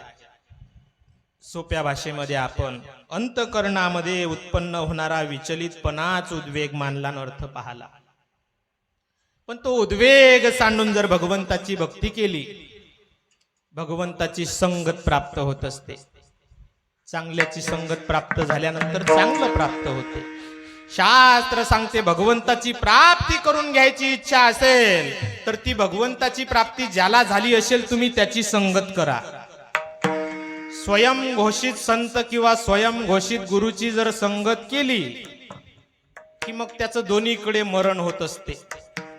ठीक आहे, तुम्ही जर हिंदू धर्माला मानत नसाल, तुम्ही रहीम मानत असाल तर तुम्ही रहीमची भक्ती करा, रहीमचे होऊन राहा. तुम्ही जर हिंदू धर्माला मानत असाल तर तुम्ही रामाचे होऊन राहा. पण तुमचं असं चालू आहे ना, तुम्ही रामाचे झाले ना तुम्ही रहीमचे झाले. तुम्ही राम रहीम झाले म्हणून गोत्यात आले. गोत्यात याचं कारण काय? तुम्ही राम रहीम झाले म्हणून गोत्यात आले. एकाच जर झालं, आमच्या साधू संतांची वचन पा, एकविध आम्हा न धरू पालट, किंवा आपुला तो एक देव करुणी घ्यावा. एक देवतेचं अनुष्ठान महत्वाचं सांगितलेलं आहे. त्या देवाची संगत घडली तर दुःख निवारण होत असते. तुकोबराय म्हणतात संगत आणि पंगत जर देवाची असली तर फलप्राप्ती आहे. कारण संगत ज्याची घडली त्याच्यानुसार आपल्या जीवनात सुख येत असते. आपण जे गुरु करतो त्या गुरुचाही विचार केला पाहिजे. गुरुचे दोष पाहू नये हे शास्त्रच सांगते, पण गुरु करत असताना गुरुचं परीक्षण करावं हे सुद्धा शास्त्र सांगते. एक म्हण आहे हिंदी मधली सुंदर, पाणी पिना छान के गुरु करना पहचान के. आपण गुरु असे करून राहिलो. आम्हाला बस स्टँडवर भेटले होते आणि हातात हात घेतल्याबरोबर आमचं भविष्य पाहिलं. अबे तू गेल्याबरोबर त्यानं लोकांचे पाकिट मारले हे पाहिलं का तू? कोणालाही गुरु करून कसं काय जमणार आहे? आमचे गुरु, आमचा संप्रदाय, आमचा पंथ पूजनीय आहे, पण त्या गुरुच्या मागे शास्त्र आधार आहे का पाहाला.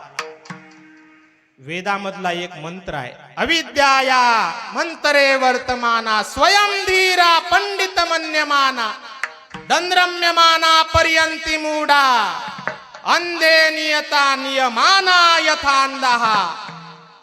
वेद वाक्य आम्हाला सांगतात, अविद्येमध्ये जो स्वतः राहणारा आहे, स्वतःला जो ज्ञानी मानणारा आहे, पण स्वतःला ज्ञानी मानणारा असून जो स्वतः मूर्ख आहे, अशा मूर्खाला मानणारे त्याचे मूर्ख शिष्य सुद्धा त्याच पद्धतीने अंधाऱ्या विहिरीमध्ये पडतात, जसे एका आंधळ्याचा हात धरलेले बाकीचे आंधळे पडतात. म्हणजे आपण आंधळेपणा नाही करायचा. आमचा वारकरी संप्रदाय आम्हाला अंधश्रद्धा शिकवत नाही. आमचा संप्रदाय आम्हाला शुद्ध भक्ती शिकवते. आता खूप मोठे प्रयत्न चालू आहेत शासनाचे अंधश्रद्धा निर्मूलनाचे, पण ते अंधश्रद्धा निर्मूलन नाही करून राहिले, ते श्रद्धेच निर्मूलन करून राहिले. माळ नका घालू, प्रसाद नका घेऊ, वारी नका करू. अरे अश्रद्धेनं अंधश्रद्धेचं निर्मूलन नाही होत, श्रद्धेने अंधश्रद्धेचं निर्मूलन होते. आमचे संत आम्हाला ती परंपरा सांगतात. आमच्या गुरुवर्यांच्या पाठीमागे वेदाचा आधार आहे. गुरुची व्याख्या सांगत असताना सांगितले आहे, श्रोत्रिय ब्रह्मनिष्ठ कृपाळू, जो शास्त्र शिकलेला आहे, ज्याला भगवंताची प्राप्ती झालेली आहे आणि शिष्याविषयी ज्याच्या अंतःकरणामध्ये दया आहे. शास्त्र शिकलेले जर नसतील ना, ते किती मोठ्या गाडीमध्ये येणारे असू द्या, गुरु म्हटलं की राम रहीम झाला समजा. तेच चालू आहे आता, तेच चालू आहे. संन्याशाच्या ताटात भिक्षा टाकत असताना हा संन्याशी आहे का रावण आहे हे कोणी पाहून राहिलं? त्याच्यामुळेच हे कंडिशन होऊन राहिली. आम्ही बाकीच्या ठिकाणी सर्व तपासून पाहून राहिलो, पण परमार्थामध्ये फसगत होऊन राहिली. इथं आम्ही काही कोणाला टोकत नाही, कोणाला म्हणत नाही, त्याच्यामुळे एवढं उदाहरण आलं. आता आम्ही टीकात्मक विषय घेत नसतो, पण कधी कधी अंतःकरणाला दुःख वाटते. आम्ही बाल गायक, बाल कलाकार मान्य करू, बाल पकवादाचार्य तेही मान्य करू, बाल टाळकरी तेही मान्य करू, पण बाल कीर्तनकार ज्यावेळेस आम्ही मान्य करतो त्यावेळेस आम्हाला बाल कीर्तनकाराचा विरोध नाही, पण तो बाल कीर्तनकार शास्त्र शिकलेला आहे का याचा विचार करणं गरजेचं आहे. जे शास्त्र शिकण्यासाठी 6-6 12-12 वर्ष लागतात, ते 5 वर्षाचं लेकरू आयुष्यामध्ये जन्माला आल्यापासून वयाच्या 5व्या-6व्या वर्षापर्यंत शिकू शकत. आणि आमच्या कीर्तनाची परंपरा आहे, पाहोनिया ग्रंथ करावे कीर्तन तेव्हा आले जाण. आम्ही कौतुक पाहण्यासाठी त्याला उभं करतो. आम्ही त्याचं कौतुक केलं पाहिजे, कौतुक पाहिलं पाहिजे, पण धर्मशास्त्राचा उपदेश त्याच्या हातून जर घेतला तर आम्हाला त्याचं रिॲक्शन आल्याशिवाय राहणार. तुम्हाला 2च प्रश्न करतो. 5 वर्षाचा बाल ड्रायव्हर चालीन का तुमच्या क्लुझर गाडीले? तुम्हाला लग्नाला जायचं असेल तर बाल ड्रायव्हर किती वर्षाचा? तुम्ही जासान लग्नाच्या गाडीले, पण 13 दिवसानंतर बुंदीची पंगत होईन. कशी होईन रे? काऊन होईन? बुंदीची पंगत कुठे असते? 13वीची पंगत होईल. कशासाठी? बाल ड्रायव्हर. अरे शासन त्याला अधिकार देत नाही, 18 वर्षाचा होई लोक त्याला लायसन. जाऊ द्या, बाल ड्रायव्हरचा विषय आपण सोडून देऊ. बाल डॉक्टर चालीन का तुम्हाला? 5 वर्षाच्या लेकराच्या हातात जर चाकू दिला, ते शस्त्र दिलं, तुमचं ऑपरेशन करणं 5 वर्षाच्या लेकराला आम्ही आमचं पोट नाही फाडू शकत, पण धर्मशास्त्राचे सिद्धांत ज्याला मांडता येत नाही त्याला आमचा मेंदू फाडायची अनुमती आम्ही देणं योग्य? टीकात्मक वादात्मक बोललो नाही. आमच्या परमार्थामध्ये वयाची मर्यादा बंधन नाही. तो 5 वर्षाचा असो का 70 वर्षाचा असो. आमचा न बाल कीर्तनकाराला विरोध आहे न वयोवृद्धाला आहे. आमचं मत फक्त एवढंच आहे, पाहोन या ग्रंथ. त्याच्या पाठीमागे जर संत परंपरा असेल तर उद्धार आहे. गुरु परंपरेच्या पाठीमागे शास्त्र परंपरा आहे. जगामधले सर्वश्रेष्ठ ज्ञानी किंबहुना ज्यांच्या आश्रयाने ज्ञान राहते त्या ज्ञानोबारायांनी स्वतः भक्ती करत असताना सांगितलं, वेद मार्गे मुनी गेले त्याची मार्गे. म्हणजे स्वतः एवढे ज्ञानी आहेत पण स्वतः सांगून राहिले, मनानं नाही केलं. शास्त्र सांगते त्या पद्धतीने करून राहिलो. आपण जर शास्त्राला अनुसरण न करणाऱ्यांचं मानलं तर संप्रदायाची हानी झाल्याशिवाय राहणार नाही. ज्या गुरुला आपण मानतो ते शास्त्र मानणारे जर असतील तर आपलं निश्चित कल्याण आहे. नाही तर आपण काय करून राहिलो, आपले आकोळेन आपल्या वायरा तारावर टाकणं चालू आहे. आणि घरात हा म्हणते लागला का लाईट, ते म्हणते नाही लागला. तारावर वायर तर पडली. अरे ज्या तारावर टाकली त्याचा डिवो उडेला आहे तिकडे. तो घरात दिवे लागतील कसे, तिकडचा डिवो उडेला आहे ना. आता तुम्ही म्हणता आमच्या गुरुनं सांगितलं, पण तुमचे गुरु पहिले शास्त्र मानणारे आहेत का, शिकणारे आहेत का? क्वचित लोकांना असे भाग्याने श्री गुरु प्राप्त होतात. आपल्या खामगाववाल्याचं तर खरंच भाग्य आहे महाराज. आपल्याला असे गुरु लाभले की जे फक्त शास्त्र शिकलेले नाही, शास्त्राची रचना करणारेही भेटले. पूजनीय महाराजांनी ग्रंथ सुद्धा लिहिला.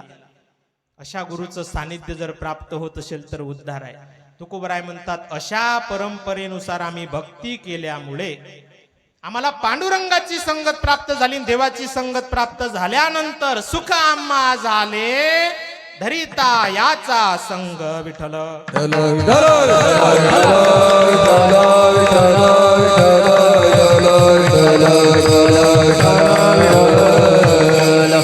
देवाची संगत केल्यामुळे आमच्या जीवनामध्ये सुख आलं.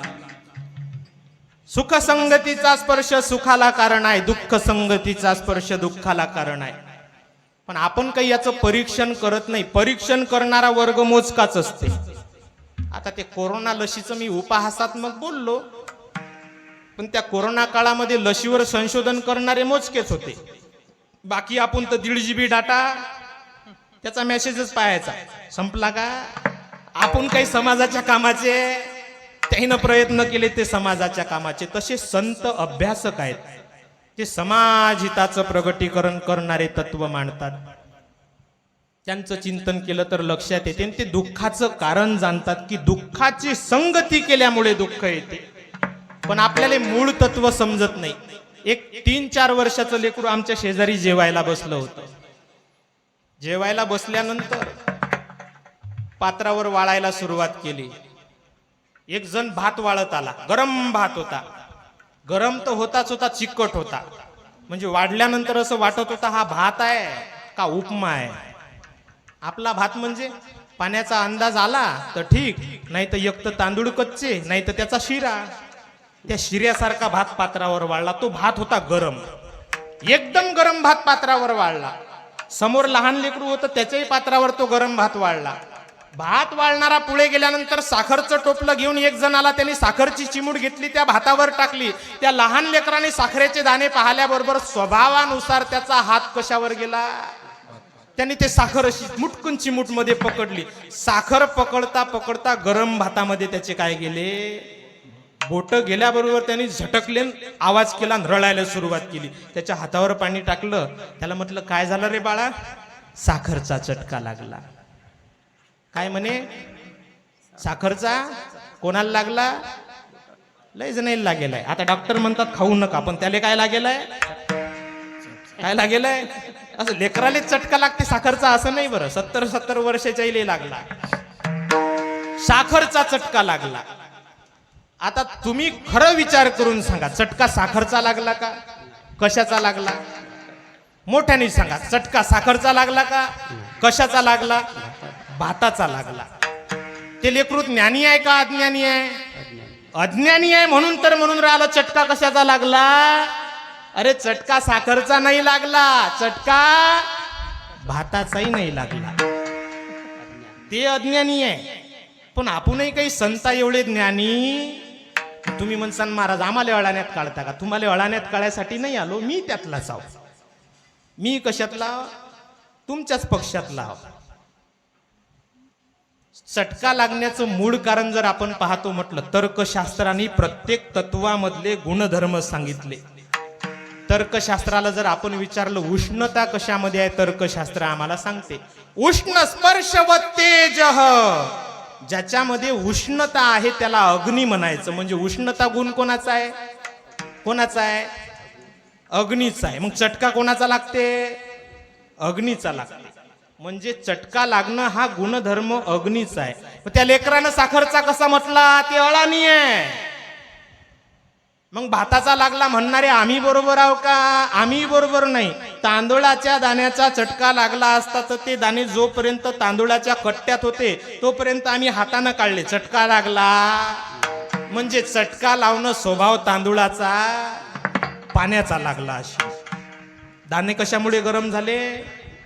पाण्यामुळे गरम झाले. मग पाण्याचा चटका लागला असेल. मग आपण विचारू तर्कशास्त्रवाल्यांना की पाण्याचा चटका लागते का? तर्कशास्त्रकार आम्हाला सांगतील शीत स्पर्श वत.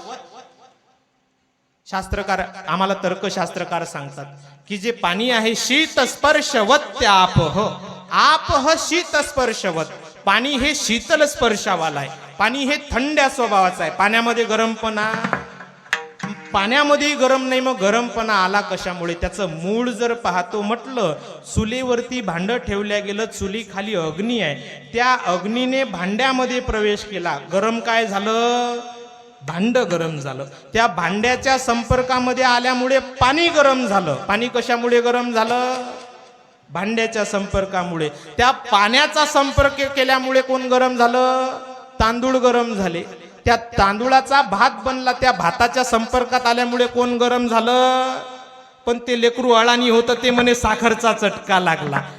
आणि दुसरं 70 वर्षाचं अळानी होतं, ते म्हणे राग राग नका पाहू बा, मला काही चांगलं नाही वाटत असं, पण सत्य परिस्थिती आहे ते मांडून राहिलो.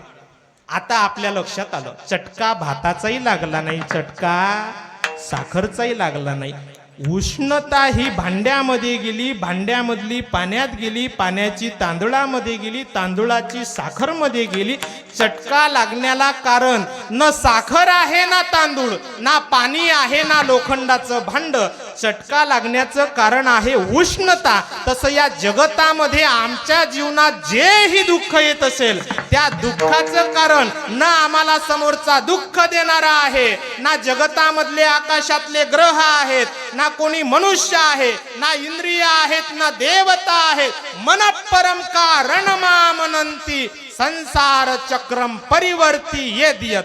शास्त्रकार सांगतात, श्रीमद भागवतकार सांगतात, नायम जनो मे सुख दुःख हेतुर. या जगतामध्ये आम्हाला दुःख देण्याला कारण कोणी नाही. जे दुःख रूप आहेत आम्ही त्यांची संगती केल्यामुळे आमच्या जीवनामध्ये दुःख आलं. त्या दुःखाच्या निवृत्तीसाठी आम्ही त्यांचा त्याग करून पांडुरंगाची जर संगत केली तर सुख आम्हा झाले धरिता याचा संग.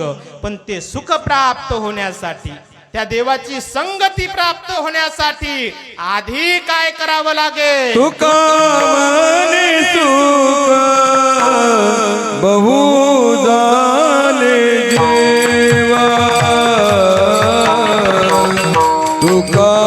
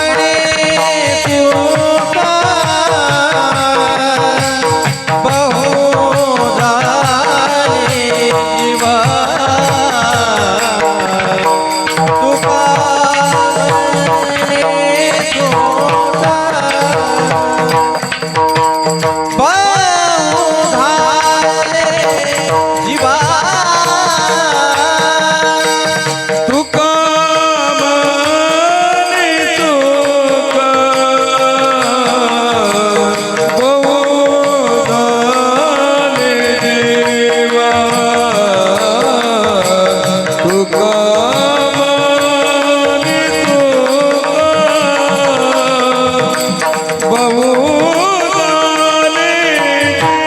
जीवा तुका म्हणे तुका बहुदाने जीवा तुका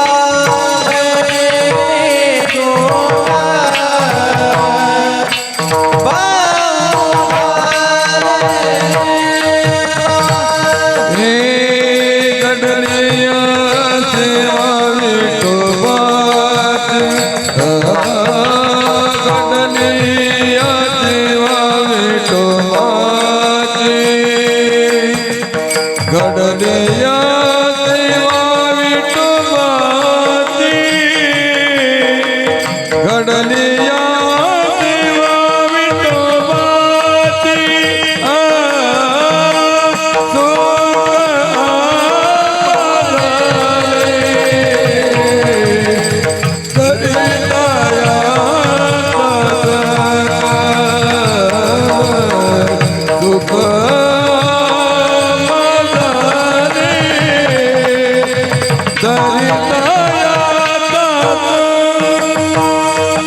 आगडलिया सेवा विठोबाची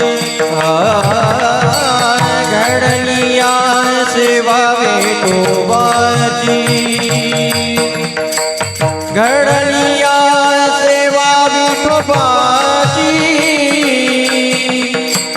घडलिया सेवा विठोबाची सुख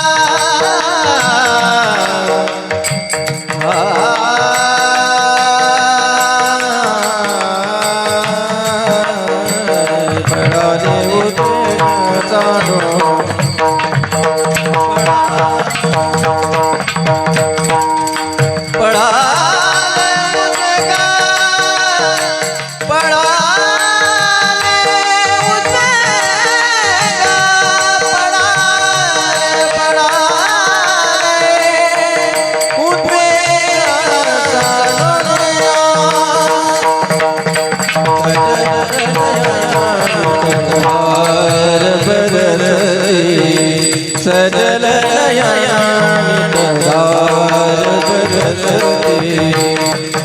पाव पदया एवढी सडती भाव प्रबंधच्या जडी सळई सजल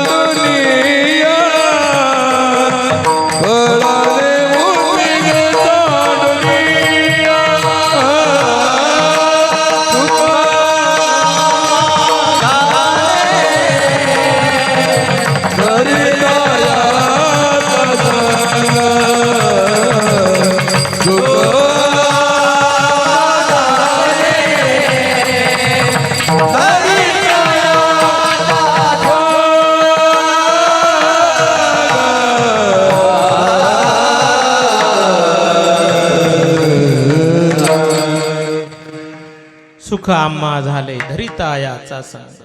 देवाची संगत प्राप्त झाल्यानंतर जीवनामध्ये सुख प्राप्ती आहे. सुख प्राप्तीसाठी देवाच्या संगतीची आवश्यकता आहे, पण देवाची संगत तशी नाही प्राप्त होणार. भगवंताच्या नवविध भक्तीच्या द्वारे देवाची नित्य संगत प्राप्त होऊ शकते.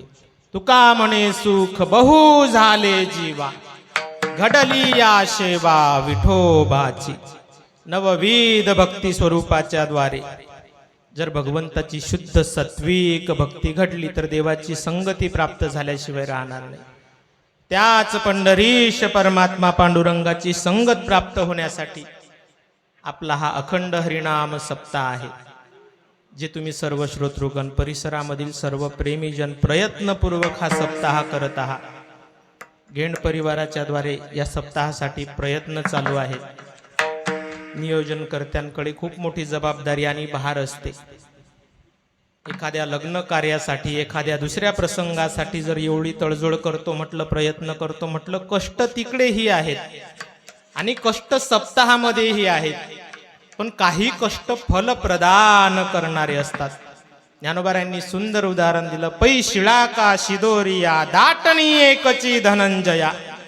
प्रवासाला निघलेले दोन प्रवासी, एकाने डोक्यावरती दगड घेतला, दुसऱ्याने शिदोरी घेतली, दोघांच्याही डोक्यावर ओझ आहे. पण 12 वाजल्यानंतर ज्याच्या डोक्यावर शिदोरी आहे ना, त्याला ते ओझ सुखकारक आहे. ज्याने डोक्यावर दगड घेतला, कर त्याचा भोगान खा. कष्ट प्रपंचामध्ये आहेत, कष्ट परमार्थामध्ये आहेत, पण परमार्थाचे कष्ट अंतकाळामध्ये सुख प्रदान करण्याला कारण ठरतात. तुकोबराय म्हणतात, घडली या सेवा विठोबाची. देवाची सेवा जर घडली तर जीवनामध्ये सुखप्राप्ती निश्चित स्वरूपामध्ये होत असते.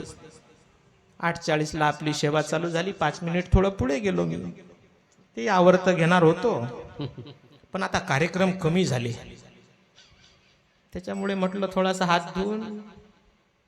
कमी झाले ना कार्यक्रम. कोण्या महिन्यानं? अधिक महिन्यात वाढायला पाहिजे.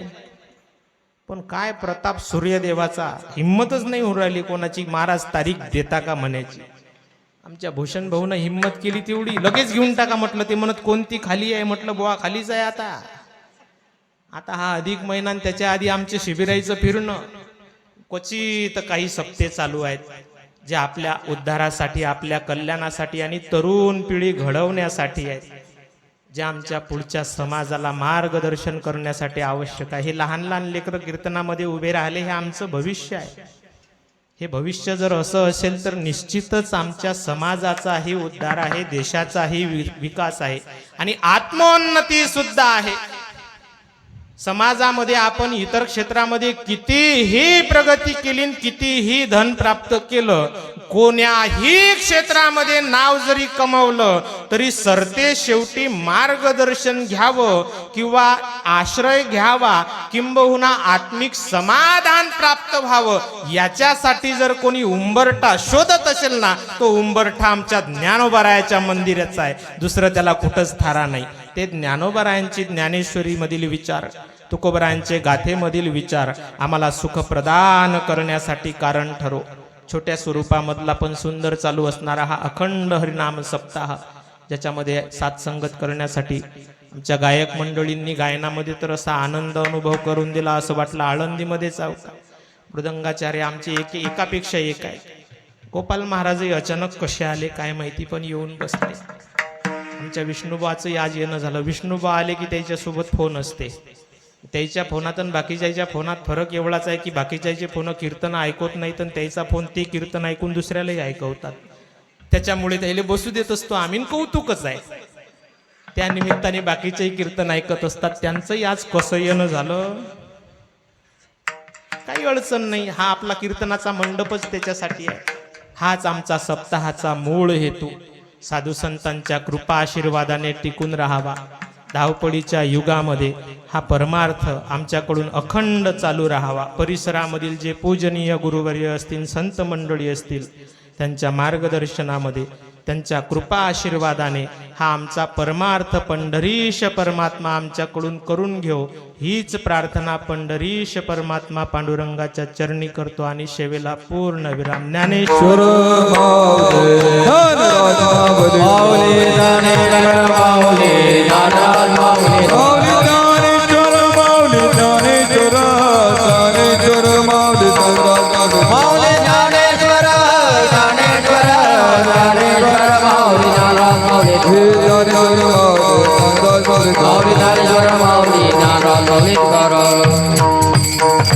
विठ्ठल जय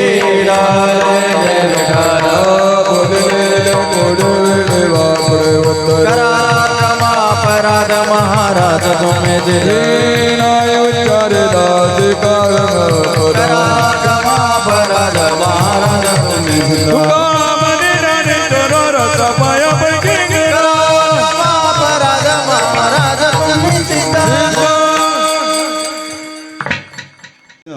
आणि नाम संकीर्तन सप्ताहाचा आजचा चौथा दिवस योगेश महाराज पाचपोर यांनी या ठिकाणी दिली. मला तर असं वाटते 2 कीर्तन झाले आज हे महाराजांचे.